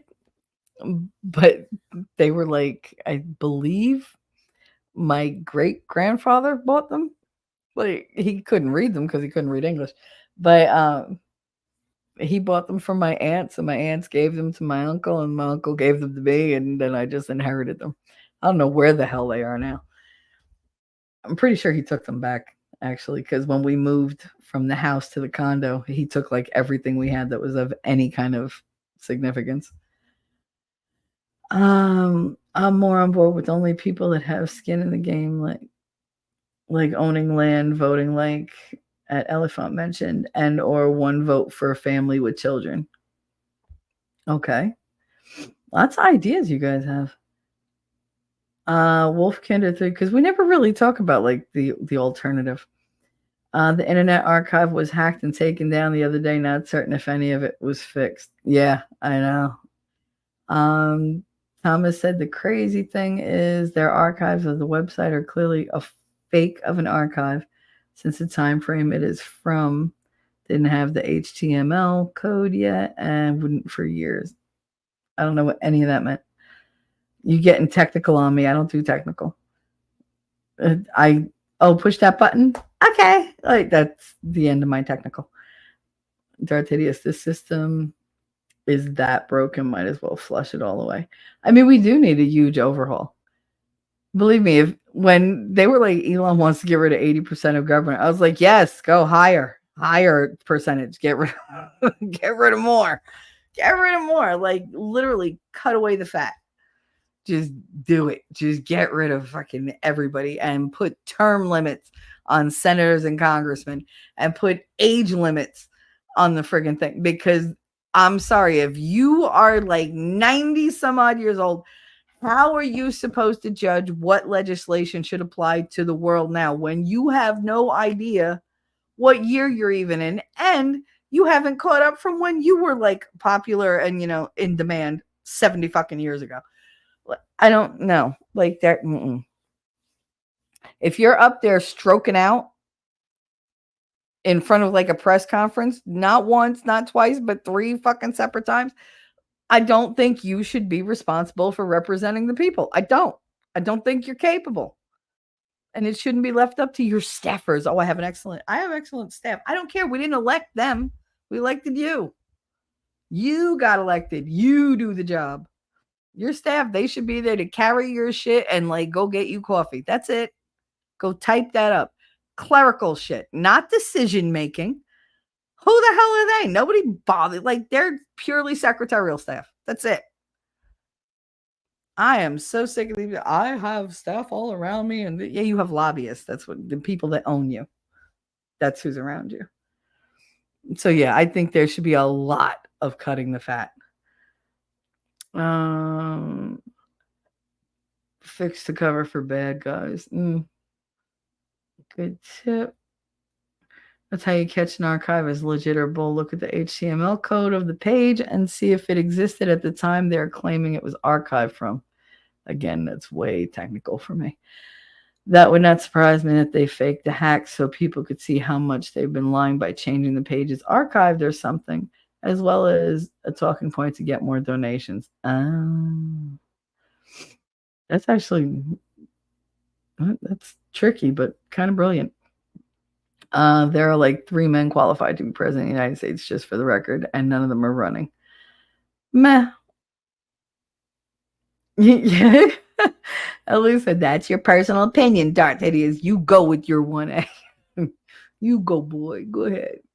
You use that 1A to the fullest so that you don't have to use the 2A. Kamala is a living slave owner and living entity that literally enslaved people, plain and simple. Oh, yeah. Oh, yeah. She's just putrid. She really is. She's the lowest of the low. She's so basic that, like, I can't even with her. I really can't. And the fact that her ego is so big that she thinks she's doing well kills me. Absolutely floors me. I've never seen anything like it. The delusion is real. I'm open to changing my opinion too, but based on the information evidence I have, I find my opinion to be correct. All right, we're gonna go faster. Not just Kamala, Tom Sanders, the entire staff. Wait. I don't want to hear crap from her about reparations until she's arrested in jail for the amount of time that she had people jailed for that was incorrect, that were innocent. Yes. And her money taken from her to give to those she unjustly jailed, as well as those she enslaved for firefighting. And I don't care about her I didn't know nonsense everybody found to be guilty. Yeah, I want her raked over the coals for simply bailing out all the criminals in Minnesota from the riots and saying they were peaceful protesters. Bitch, you're locking up people from J6 who literally just stood on a sidewalk and they're going away for 3 to 6 years apiece. But yet people who set entire stores on fire and like demolished property and beat the hell out of people with bricks, like they're fine. You bail those out. They're good. Those are peaceful. Like there's something screwed up in your fucking head, lady. She'll swear, but now that they're not guilty. They've consistently tried to get rid of the lower class. Oh yeah. And now I said it 2 years ago. I said they are going to try to get rid of the middle class as well. I said with all these damn studios, nobody else has noticed at the time. I was like, all these studios are tanking. They're making films they know the public are not going to watch. They know they're going to flop. They are losing 200 million, 200 million, 200 million, 200 million. You can't lose that kind of money over and over and over and over and over and still stay solvent. You can't float a company on that kind of failure. And they know because they haven't had a hit in God only knows how long. And I said, they're doing this. All these big studios are doing this across the board. That sends up red flags for me. What are they doing? They're doing what the banks did before. They're setting it up so that they're going to go bankrupt, but you can't go bankrupt. You're the entertainment industry. We need the entertainment industry to feed this and that resource and that resource and that resource. And they're completely up the Democrats' ass. So who are they going to get? They're going to, okay, we're going to make sure everybody votes for you and we're going to whatever. You have to save our company. it's going to look like, on the up and up because we lost all this money. But really, you're just paying us the normal fee. They're not losing money. They're keeping their money. The investors might be losing money. But we're losing money on all of them. We're losing everything. I'm being very bad about making this point, but it felt like, and it still feels like, they're going after whatever we have, whatever we're invested in. So if the studios go down, they switch to streaming because box office doesn't pay anymore. Now you have all those mom and pop movie theaters, you have all the movie theater franchises, you have all the chains, they all go out of business. Next, they go for the food industry.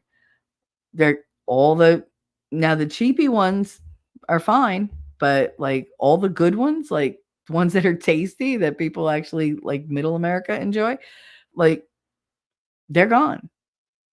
They're gone. So they're going to give you the absolute worst quality food franchises. Those will stay in business because you got to keep America fat and, choked up on toxins and stuff. And they'll take away your ability to go out and socialize at movie theaters and stuff like that. And all those businesses are going to get tanked, which means they're going to lose out in the food industry. So snacks, there's not going to be that many snacks like, the vending machines, like all those companies, they all start to fold. All those companies are run by little companies, believe it or not. Like they support little businesses. All that's out. The transportation, they went after the gas. So, okay. So we can't pay for these chains. So these chains have all these trucking licenses and whatever that they use. So now all these truckers are going to be out of business. Okay. So now we're going to go to the mail-in thing. Everything is done online. You could buy everything online because we can get it shipped really quick, really cheap. We don't even have to pay for half the transportation because it's government transportation if it's the postal service or whatever. Everything winds up getting taken away from middle class America. All these little jobs that you don't realize make up the nation. All these little businesses. And they collapse. But then all they did was they just switched their platforms. They went from in-person to online where there's less overhead. They don't have to hire people. They hire a couple IT people and they run the whole shit. So they just cut their overhead. So whatever they lost is fine because the government's going to give them that money anyway because they voted this government in. So the government gives them a subsidy or they give them a bailout or gives them whatever. So the studios are fine. The restaurants wind up being fine. The low cost ones. But all the people in between are out of a job. They're out of a business. They are bankrupt. They are now on welfare. They're eating the worst foods. They're sitting home because they're no longer socializing. There's nowhere to go. There's nowhere to hang out with anybody. They're isolated. They're very vulnerable. And I said this 2 years ago, and everybody's like, nah, you're imagining things. Okay. All right.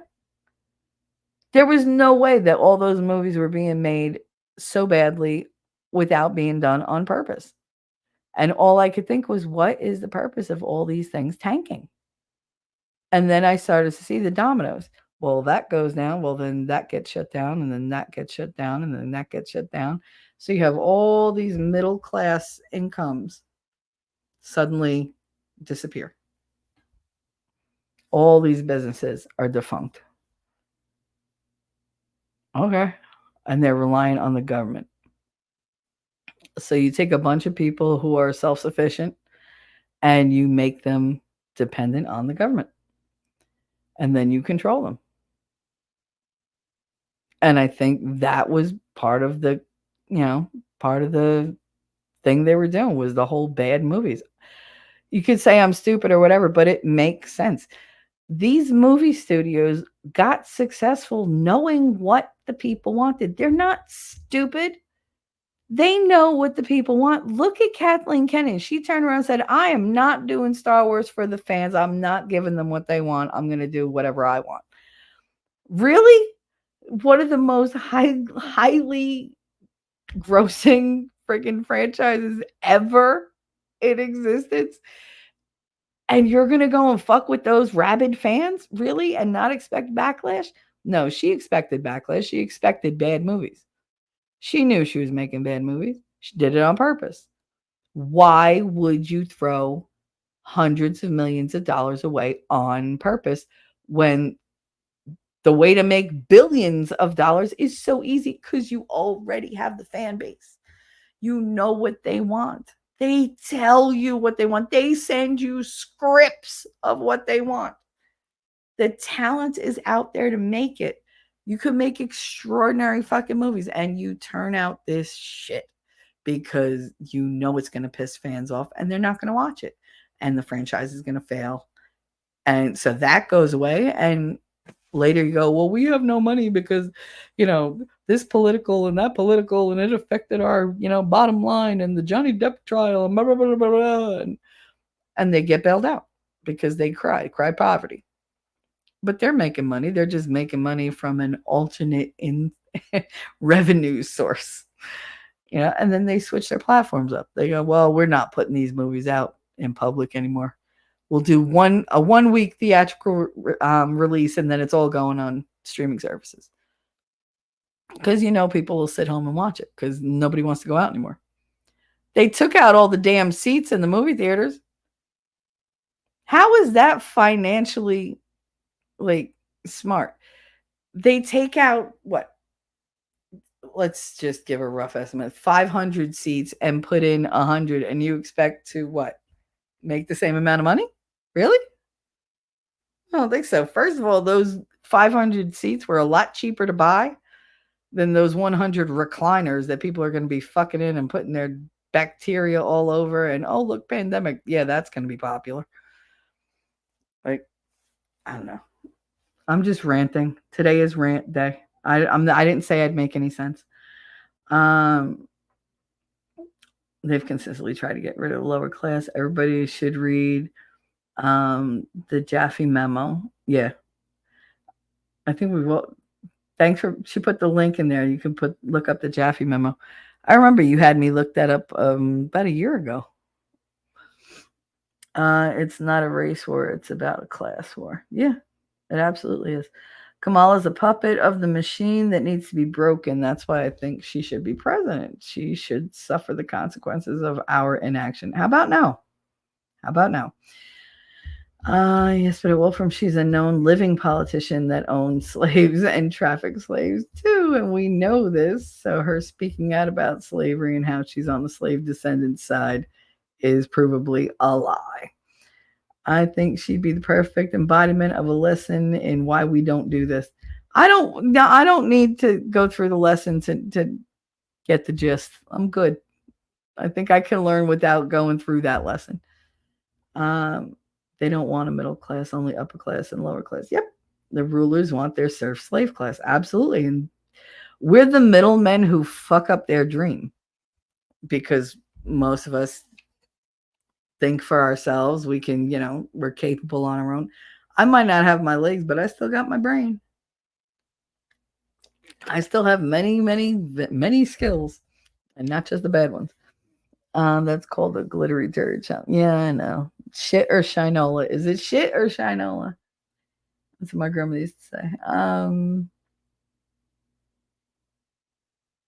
And no threat to their authority. I mean, that's how they want it. They want us to be docile and compliant, and it's just not going to happen. They don't want a middle class, just them as the upper class and as a slave class, and they fixed that for you. Thank you. I'm fairly certain there will be civil unrest after the election, regardless of who wins. That's what I'm afraid of, Darth, to be perfectly honest. Violence is on the menu. I think high violence is on the menu.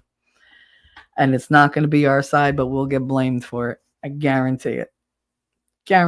They love to just do it and then say, they did it. Really? That's like having the worst sibling ever. Or that's when your cousins come over and they're like, oh, I didn't do it. It's because her kids did it. Those kids did. No, you did it, you little fuck. I need to finish my work on seed bombs, dried clay, and compost with seeds in them that can be tossed to a place to plant it all. Oh. That have the whole needed list of plant seeds for self-sustaining foods, forests like flowers, that act as pesticides, antifungal plants, as well as tree and self-replanting plants that have food growing on them or are food. Very cool. You should work on that. Absolutely. Side note, my kids want to start a garden next spring, so I guess I'm starting a garden come springtime. We are too. We are too. My mother's husband keeps looking up all the different raised beds so that we could all do it because he knows there's no way we're getting on the floor. None of us, not him either. Although yesterday he was walking on the roof, fixing the roof. Not the house, for the garage. He put down he had to nail in more of the metal paneling. And then it rained last night and nothing leaked. So he was like, yay. So that was good. We grow potatoes. A lot of people are potatoes. That's what we're growing in this fucking country, just a bunch of couch potatoes. The fastest thing to grow is sprouts, then microgreens, then veggies take months, and fruits can take years. Yeah, fruit trees are the worst. Dear God. And they're so fickle. All you need is one unexpected frost and it ruins the whole damn tree. Oh my, we had fig trees, lemon trees, pear trees, peach trees. The apple tree never grew. We had a crab apple tree. And believe it or not, you can cook with crab apples. You got to know how. But yeah, we had all those in my aunt's backyard. The fig tree was the best. That was my favorite. If you want a garden next spring, then you actually have to start the work of that garden in the winter. Yeah. Yep, we have plans. Best way to grow is heirloom, organic, or with your own made compost. Yep. My mother's husband's got that all handled. That's like his dream. He's had plans for his gardening for like ever. So, what am I looking at? Oh, I guess lead took off. Yep. He said, nope, they're not doing nothing. Alrighty. So if they're not doing anything, damn it. So no more lead. No more lead. I was watching them out of the corner of my eye to see if they did anything with the court, but they're probably, they're probably going to call it a day. I just got 1.5 quart jars of pickles from my sister, fresh grown from her garden. Damn, 1.5? That's a lot of pickles. That's a lot of pickles. Are they good? Did she make different kinds? Like garlic dill is my favorite. Crunchy garlic dill. There's no point in eating a pickle if it doesn't make that sound. It's just satisfying that way. We have some community gardens areas here, but we need to get them managed better by the neighborhoods they're in and more of them available. It's really hard to do those. We seriously need a whole process on spreading bamboo and info on how to use grown bamboo to make arched greenhouses too. Oh, that's cool. The pickles are all right. That's cool. That's cool. Grow 45-foot tall bamboo and take 2 that you tie together. Top the ends overlapping. Oh, to make the archway. Yeah, that's really cool. I've already started planning and reading up on it because I don't have a green thumb. Yeah, I don't know. Plants hate me. Vegetables, I do well with gardens, believe it or not. I really do. I always was very good as a kid with gardens because, let's face it, my grandparents have had me gardening since I'm like 3. So I've always been good with the plant, like that kind of plants. But like indoor plants, nah. I'm much better with outdoor plants.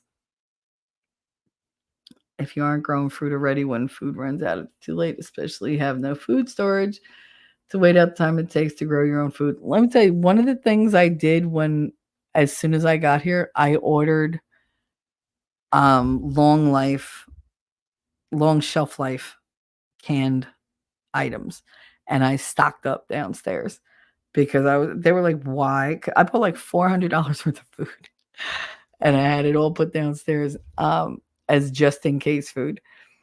And they're like, why did you buy so much? Because I can't rely on you guys to like run to a store or whatever if something happens. Like if something happens and we're holed up in here, I got kids to take care of. Like these kids have to be able to cook. They have to be able to eat something, and I need stuff that's going to be there for a long time. If we have a run on something and there's a shortage of something and we have it downstairs, that's great. Oh, it's just going to go bad. No, like I worked out like how long each thing has a shelf life for. So like, but they have no faith in my ability to like plan this stuff out or whatever. And they're looking at me like I'm crazy. I'm like, you're looking at me crazy now, but if we have no food and you're hungry, you ain't gonna look at me like I'm crazy. You're gonna look at me like, give me that can of tuna. Give me that can of, chicken or whatever. Like whatever I have downstairs, give me one of those meat sticks that you got like boxes of, because I'm thinking protein and nutrient. That's all I'm thinking. That's all I'm thinking. You need something that's going to fill you up and like keep you going. You don't need just empty goddamn calories. Like I didn't go buy like chips and shit like that. No, I bought all high protein, kind of high in calorie food, because when you get to that point where you have to stretch your meals out, that's what you need. So I got what I felt we needed. I did my research. And they're acting like I'm crazy. Just put a clear sheet of plastic, paint a tarp over it, don't seal it, keep it warm from the sun most of the winter. Bamboo is very versatile. It is. Since it's really hard to kill and growing, easy to grow plants build confidence and condition us to do tasks needed over time too.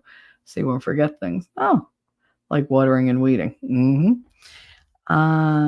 We have stored food. That's phase 1, but are you hunting and fishing to make sure your meat supply is supplemented? I mean, we do that too. I do know how to hunt. I do know how to fish. And yes, my legs are getting to the point where I can get there if I need to. I've been doing very well. I did hurt my knee the other day.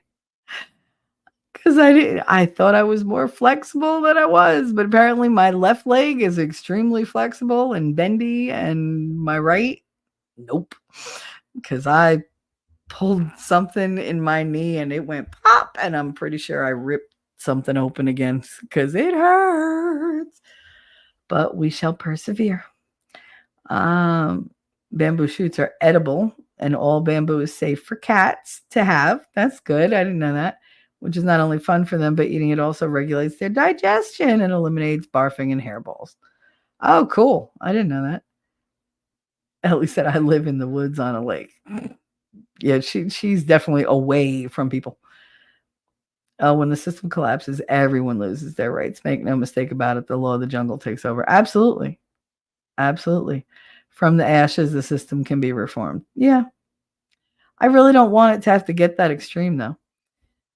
Thank you for that, Thomas Anderson. I started homeschooling this year, so I definitely need confidence building stuff for the kids. Oh, girl, you could do it. Come on. You just have to put it out of your head that perfection is the goal. No, functionality is the goal. You could always make it look better later. Get it to function, and then you could work on the aesthetic. Don't kick yourself in the ass every time you like make a mistake. I've built so many things over the years, and I still like sometimes I'll still have a brain fart and be like, oh god damn, I put that one piece in backwards. And I'm not that person who goes, it's fine. No, I have to take it all apart and like fix that piece and then put it back together. Although there was one that took me like 2 days to put together because it was a whole entertainment center. And there was one plank of wood that was like 3 inches wide, and it was backwards, and you could see like the brown of the wood that should be in the back of it, and it was in the front. And it was like one of the first pieces that went in, and I was like, nope. I went and I got a freaking black Sharpie and I colored that all in. I was like, looks fine to me. I was the only one who knew it was there. But to this day, I still knew it was there. It bothered me every time I looked at the entertainment center. But you got to just say, oh, well, all right, so that'll be better next time. Move on. I have well over a decade of teaching and homeschooling experience if you ever need help, ideas. Oh, so sweet, Ellie. At Darth Hideous, sometimes a system should just be let go, as it never should have existed at all. They're eating the pets. Dear God, no. Uh, make tar and feathering great again. I mean, why not? I hate that bitch. I really do. She's just, oh, she annoys me. It's primarily what's in our food that contributes to it. Some chemicals cause genetic changes, autoimmune, which are passed in utero, change the synapses during developmental in utero. And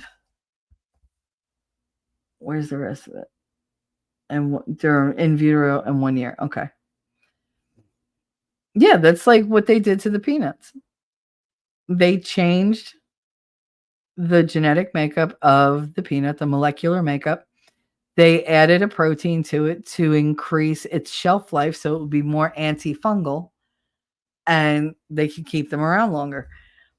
But it was a false protein. It's not a natural protein. And so now kids are allergic to peanuts because they got introduced, proteins were introduced to their bodies that their bodies could not naturally deal with. So it caused an allergic reaction. It caused an anaphylactic shock in many of them. So yeah, it's stop fucking with the food. Like, we're humans. We're not supposed to be able to digest plastic every day, but we do. I would love to see a comparison of blood samples once every 100 years for the last 500 years. Seriously. To when they lived on nothing but the land and the animals that ate the food of the land. Like, I want 1500, 1600, 1700, 1800. Like, I would love to see a blood comparison. What makes up the fatty tissue? What makes up, what is their lipid count? What is their white blood count? What is their red blood count? What is their cholesterol? What is their sugar levels? What diseases were people dying of? What was the age? Like, I want to see, like, what was their life shorter, but yet they were hardier people? Like, or did we just get lazy? Like, is there an advantage? Is there a disadvantage? Like, where are we at? When were we at our optimal stage? Because can we go back to that food? Can we go back to that kind of living? Not that I want to not have indoor plumbing, because if I have to use an outhouse, I'm going to be very upset. But I'm just saying, like, at what point were we in this country at our optimum health, our optimal health? Okay, if that was the point, what were they eating? What was in the food? What were the meals consisting of? What was the lifestyle of your daily, like, average American? Like, tell me where we had it right. Because I know where we're doing it wrong, but how do we get it to where we're doing it right? Show me where we were our best. And let's see if we can get back to that. I don't think it's that difficult of a concept, but it's going to cost a lot of industries a lot of money. Oh, well. They did that in the USSR when Stalin was in power. Great. Oh, girl, thank you. I'm just starting. We started kindergarten this year. You're going to do great. Dart said, I mean, the founding fathers developed a pretty good system. We've just gone a long way away from that. Yeah. That's why I laugh when they're like, oh, you people, you're going to vote for a felon. All the founding fathers at the time were felons. All of them. Every fucking one. Everyone. Like, they were all considered by law. They were felons. Oh, well. Make sure you do double check your law. Timeout. Timeout what? There's a lot to say about why China owns so many U.S. farms. There's a meme of her now, how she looked when she was younger, that's labeled at the bottom, reality under today, after media spin, under the photo when she was young. Oh, yeah, they want you to think that she's still young. Bitch is 60. You're old. Stop it. Which state are you in last? She's in Tennessee. I only said it once. I saw that you wrote it. I thought it is. Yep, most of what has been taken away from us, that is from building systems that should never have existed, like the ATF. That's right. That infringes on the Second Amendment all the time. Yeah. That alcohol, tobacco, and firearms. When have they, like, yeah, all right, during prohibition maybe they would have regulated the alcohol. When have they regulated tobacco? Why do you need a special SWAT team for a tobacco crime? Really? What did they spit in the wrong splatoon? Did they like miss or something? I don't know. It's ridiculous. Yeah, that's all they want to do. They want everything to be a regulated state. So much for freedom. I still have a plan to buy a large plot of land and parcel it into a 4-acre plots and build a self-sustaining tiny house and small farm on them, and an additional hidden underground bunker too. That's always been the dream, isn't it though? I think we'd all love that. I'm pretty sure every single person in this chat would sign up for that. That's the reason a tiny house is all that's needed. B, it will distract from the underground bunker portion. Tunnels between them, so there's 2 road systems on it all, one visible. You have plans. That is awesome. One visible above the ground and an invisible one underground that only the purchaser of the home knows about. And make sure to stylize it. It's very Batmanish. It sounds very Batmanish. Not to like put a funny spin on it, but I love it because I've had similar thoughts. Believe me. I've done the whole lay there and dream up a whole like house with the underground bunker, and how would I make it so you can't see it from the top? Like, could I have like a weird like, I don't know, covering over the entrance to the bunker so that it kind of just from the sky it just looks like a hill of land or whatever. Yeah, no, I've done that whole thing. Where would I store, like a car, and where would I get water from? Where would the vents come out, and how would I, filter the air? I've done the whole thing. The whole thing. That's a huge dream of mine. And I hate that I have to have that dream in this world to feel safe. I hate it. I had to look into retaining a lawyer for protection against the state to homeschool. Yeah. Yep. I get that because they will hold that over your head. See, New Jersey was easy peasy. I'm just very thankful that Connor's 18 in a couple days. And make sure to stylize it as a form of suburban living, as it should have been, flipping from tiny land plots with large homes on it to tiny homes on large. Yeah. I hate neighbors. I don't want neighbors close by. I have lived my whole life with literally somebody on the other side of the wall that I didn't know and didn't want to know. So yeah, having this land and like being away from people, it's so great. I just wish there were 2 more people I was away from. If you're a servant of God, you can't be a servant of man. I mean, I'm thinking about that one, darn. You can't be a servant of man, but you can be a servant to man, I believe. I think that's God's intention, for us to serve each other and to the best of our ability to make each other better. I don't believe that he wants us subverted, but in service to people who need you, yes, I believe that that's his intention. Just make sure to follow the law and document everything. Make sure you keep records for your protection. Absolutely. That, and include adjacent property that is part of the HOA. That is no HOA. No HOA. I hate HOA. Jesus said something very similar to what Klaus Schwab said. Leave your ship behind and follow me. Yeah, but Jesus didn't have bad intentions. And if you think about it, Jesus wasn't like, leave it all behind, but then I have people who are going to pick it up and put it in my account. Schwab is like, oh no, see, you're going to leave it behind because we're going to take it because we want that. The land was national property. In the end, it was only given to the individual as a loan. Okay. What was that? Wolfram, what do you... AH. Who's that? AH 1942. Adolf Hitler. Oh. I mean, really, that's what the government does with us. They're like, oh, yeah, you don't really own your land.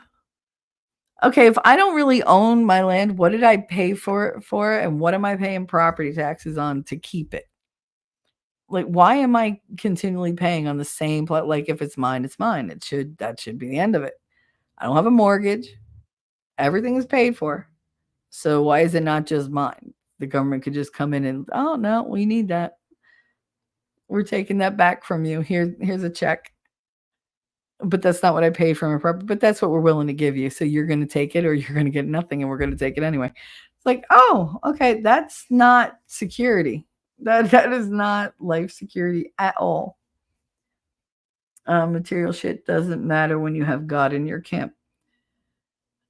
Yeah, but you know what? People need to eat. They need a place to sleep. It's not like there's that sense of community where your neighbor is going to take you in and just be whatever. Like when you're down on your luck, they're like, fuck you. Like they don't care. So yeah, I'm pretty sure God's aware that we have material needs in this world. You got to be able to meet a certain standard or they take away your children. No matter how hard you're trying. You know, they lock you up for vagrancy, no matter how hard you're trying. Of course, if you're an illegal immigrant, that's fine. You know, go where you want, do what you want, whatever. But I mean, if you're a citizen, then there's expectations. There are 3 websites to look into. Okay, so it's more homeschooling stuff. I have grade assignments. Trying to catch up. Actually, he said to give away your belongings to the poor and follow him. Klaus did not say that. Klaus said, give me your shit. See, that's what I said. And then follow this person to your pod. Yeah, there's a bit of a nuance there. Nuance difference. The actual point I was trying to make can be summed up in the concept from Fight Club about the things we own end up owning us. I mean, Carlin said it too. He said we pay exorbitant amounts of rent not for us, because we could exist in like a cell basically, but for your shit, because you build yourself. People try to identify or like express themselves through the things they own. It's status symbols. It's look at me, I have this, I have the newest thing, I understand this, I'm better than you. It's the whole competition thing, but that's capitalism. I mean, it really is. That's consumerism is the heart of capitalism. If they're not going to make money, if nobody's going to buy shit. So, I mean, that's what this country was founded on, in the last, 150 years. It wasn't about playing it safe. It was about how they didn't play at all. And thus were basically just lazy, refusing to try it all. All these concepts are so nuanced. It's true. It's very true. The difference, though, between someone who has stuff they do something with versus stuff that ends up owning them is wisdom, and nothing else. Really, zero wisdom will allow things to own them. That's fair. Okay. And they own things that are worthless too. Absolute shit. While the wise ones own things they could do something with or bring an actual growth of value to their life. And know it's just stuff, and they can always get more. It's true. You haven't even died yet, Michelle. How can you say you've lived? I mean, I've lived. I've lived a life that's full. I've traveled each and every highway. Oh, no. Yep, I did it my way. I sure did. It might not have been the best way, but it was my way. And that's all ended now. So now I'm just apparently 9 years old living with my parents. Technically, Shelly has both lived and is living, and hopefully will live some more. It's always a roll of the dice. I got the Britannica for free because I salvaged it from a law office that basically skipped out on their rent at a place I work. Nice. It's for free. It's for me. Listen, I love when people leave shit behind. I'm like, this is perfectly good. What the hell? Like, it never failed to amaze and appall me that at the beginning of the month, every month in Hoboken, you could go to any recycle room on any floor in any one of the buildings and find brand new pots and pans, brand new computer desk, brand new computer chair, brand new TV, because rather than move their stuff, they just threw it out. Oh, I'll just buy it again. That kind of disposable income is nice until you hit a depression and you haven't saved shit. But now you got all this stuff. Like you got all this stuff that you've had 8 different times before. You just keep buying the next version, the next version. Oh, that TV's 2 years old. It's obsolete. Really? I literally have a transistor radio on the table outside because it picks up better music than the shit that my mother had going. I just like it. I got the antenna and everything. Like it has the weather. Like, remember the weather station? You had to flip it off. Like flip the thing to weather and it would have nothing but 24/7 weather. Not even for your area. It's old. It's old. We used to take this radio with us when we went fishing when the kids were little. Not my kids, my brothers and sisters. So I was like 18, 17, 18. So yeah, fucking radio is old, but it still works. Still works. And it runs on batteries. So yay. And we all know I have tons of batteries. My idea is term and age limits mandatory retirement at that age. They have to get rid of these friggin' 84-year-old Nancy Pelosi. She needs to go lay down. She needs to go somewhere. The boomers are the biggest voting bloc in America. It's not even close. The boomers will be 80% dead in 10 years. Yep. Darth, YouTube is asshole. I have no faith in Generation X inheriting the controls. No, they're going to skip right over us. I disagree. I don't think that there are any people alive qualified to run for president, but then I think we die long before we stop being petulant children in most cases and before being an adult at all. Yeah, I'm still not an adult, and I don't want to be. I wish we were on a better track. Yeah, that'd be nice. No one should qualify to be president until they reach like 200, 300 years old. Yeah, well, Jimmy Carter, he's getting there. He's getting there. Jocko Willink and Tulsi Gabbard 2028 would be a strong leadership team for America. I do like Tulsi Gabbard, but I need to see more. I suggest baby boomers start putting their kids on their houses, cars, and anything else that they own because the government likes to keep shit in inheritance. Oh, yeah. Oh, yeah. We're having a very hard time. I know. In court fees on that level, I can see a few options for presidential race with Tulsi as vice president and the next 2 terms after her as the president. Maybe. The middle class isn't having kids. They're not getting rid of the middle class. The middle class is getting rid of itself. I think it's 6 of one, half a dozen of the other. You don't have to have a will if you already gave what you want to your family to have to them to begin with, and avoids a crap load of chances for the government to dip in and take from it. Yeah, I wish my family would have listened to that. I've been trying to buy my mom's mortgage out for like 3 years, but she's very boomer. This is why Donald Trump at McDonald's was disgusting to me. Disgusting. McDonald's is poison. Yeah, and he said that they said it's not a recommendation, but he did that just to troll her, and I'm here for it. I think that he needed to be petty for that because I can't with her. She gets away with everything. Demolition Man. Only Taco Bell survived. God, I hope not. We'll have the shits. Always make a will, have copies, tell everyone who is in it. Hell, give each a sealed envelope with a copy. Yeah, very boomer at Darth Hideous, but hey, tell him better you than the government get it. It's true. I'm going to take over paying the damn thing, and she still says no. Because it's hers. It's very hard to give up something that's yours to your child and trust that they're going to let you continue life as you know it. It's different when something doesn't belong to you anymore. You don't feel right in it. Trust me, I get it. It doesn't sit right when you're not in the driver's seat of your own life. And that includes your own home. So you might be able to get somewhere with her if she thinks, or if you reassure her that nothing would change, that it's still hers. You're just doing it for legal purposes.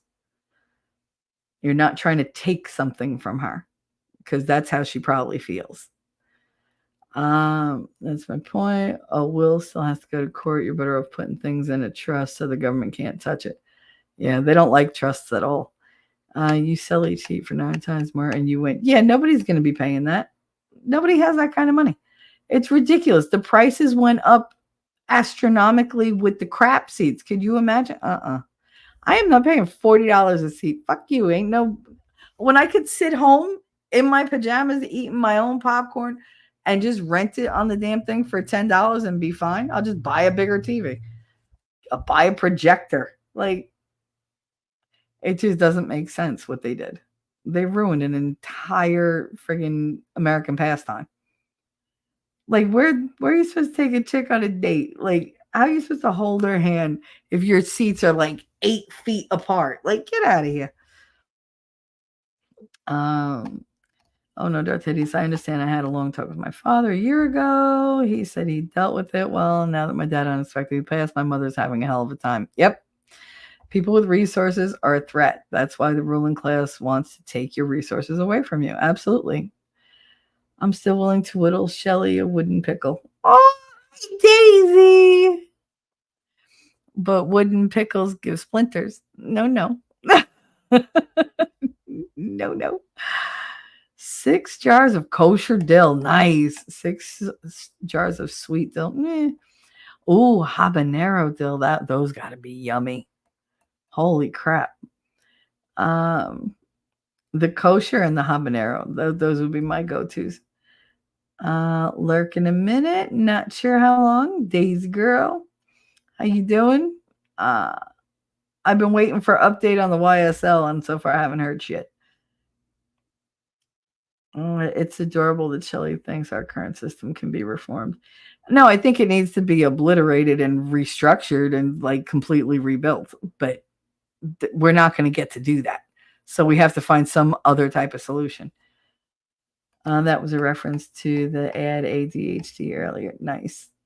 I'm so confused. I got to eat some fresh ground Amish roasted peanuts this week. Really? That's awesome. Those must have tasted good. Hopefully they're heirloom peanuts.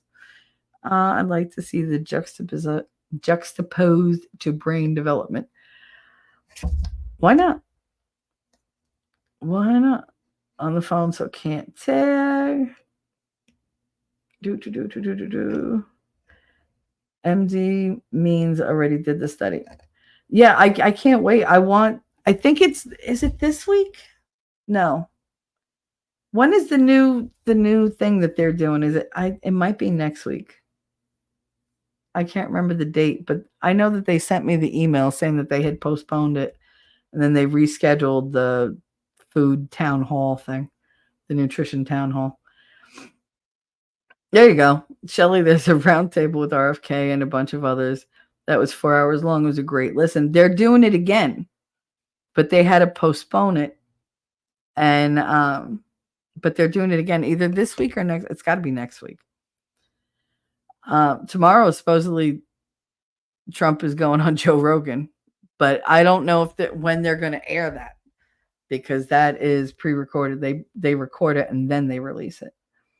They don't do it live. The problem with best is all through history we've had the doing best folks, and it's not always the same. That's true. They weren't just felons. They were traitors to the crown. That's right. I mean, let's give credit where credit is due. They were the ultimate rebels. That's what they were. But for good reason. They didn't do it just to be rebellious. These activists are just activists just to have big mouths. All right, I'm going to speed ahead because I need to wrap this up. Mexico won't accept corn from the USA anymore because it's been too genetically modified. That's fucked up. Mexico is the biggest consumer of corn, and they don't want ours. That says a lot. That says a lot. I'd rather be mobile than have a base. Mobility and adaptability are key in a return to primitive. That's true. Tobacco industry regulates forces fire retardant chemicals and formaldehyde and cigs. Just saying.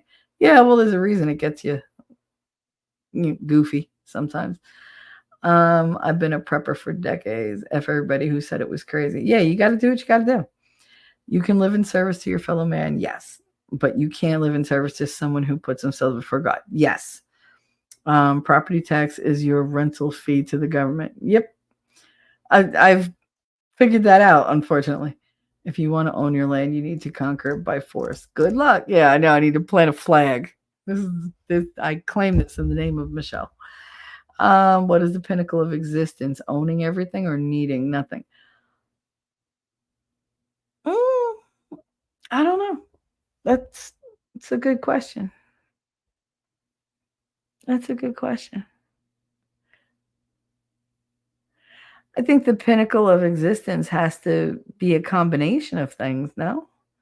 Not so much what you have, but who you are, what you're willing to give, what you're capable of doing, the type of person you are, your moral character, your contributions to the world, your level of accountability and responsibility. Like, are you a stand-up person? Are you somebody who could be counted on, who has something to give back to the world, and who has an understanding that life is so much bigger than just themselves, than existence is bigger than just themselves, that there's something greater out there that you're working for, not toward, you're working for, because that's the thing that created you. That's what drives you.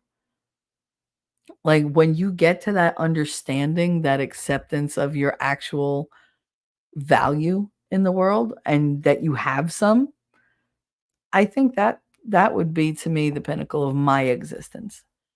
But the pinnacle's got to be different for all different people, right?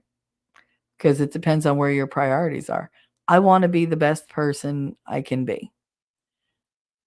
Am I going to ever achieve being like this, like great fucking person? Probably not. Let's face it, I'm pragmatic, if nothing. But when I give up trying, that's when I think I've sunk to my lowest. Keeping going, keep pushing forward, keep trying to improve, keep trying to help other people, keep trying to be, I don't want to say worthy, but keep trying to be valuable on several levels. For me, that would be the pinnacle of my existence. Will I ever achieve it? I don't know, but I'm going to constantly strive for it. You have to. I need that. I need that goal to constantly work toward, because once you achieve something, I don't think it's achievable, but I think that's part of what keeps you going. Once you achieve something, you move on to something else, and that kind of falls to the wayside and gets neglected. So what was all that work for if not to maintain it? So yeah, I think the pinnacle is something that we have to reach for, but not necessarily reach. You know what I'm saying? Because otherwise you just, again, you lose momentum. What's that line from Evita? It's hard to keep momentum when it's you that you are following. That's true. But I think that's how you have to live life in order to get the most out of it. Constantly push yourself to be just a little bit better, just a little bit better, just a little bit better. Because you don't want to backslide. Because we've seen people backslide. And when they do it in monumental fashion with devastating results. And I think we're just better if we creep forward through life, getting better each time, rather than backsliding and spiraling and then just giving up, because that's what so many people do. You're going to always take a step back. Life pushes at you. You got to push back. You got to push back harder. But I don't think that achieving your pinnacle of existence is a good thing. I think striving toward it is better. Yeah, because once you reach the mountaintop, the only place left to go is down. I'd rather just continue to climb. Wouldn't you? I would think. But when you reach the end, that's the end of your life. You've reached your purpose. So what's the point?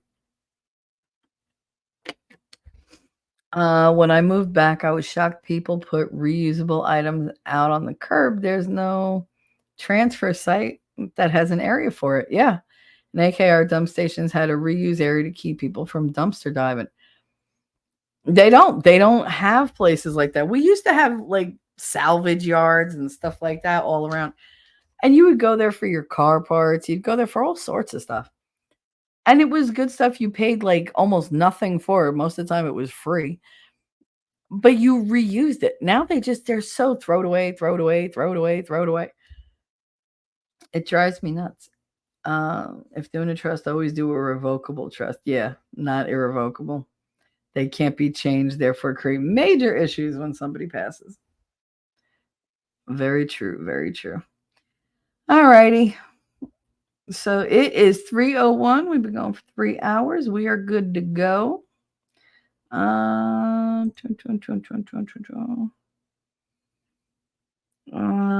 But before we go, I gotta.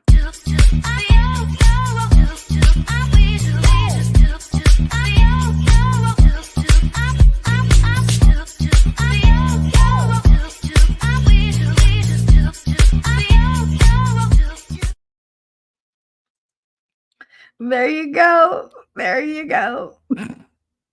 Austin has this, you saw Wolfram dancing? He's got the moves, man.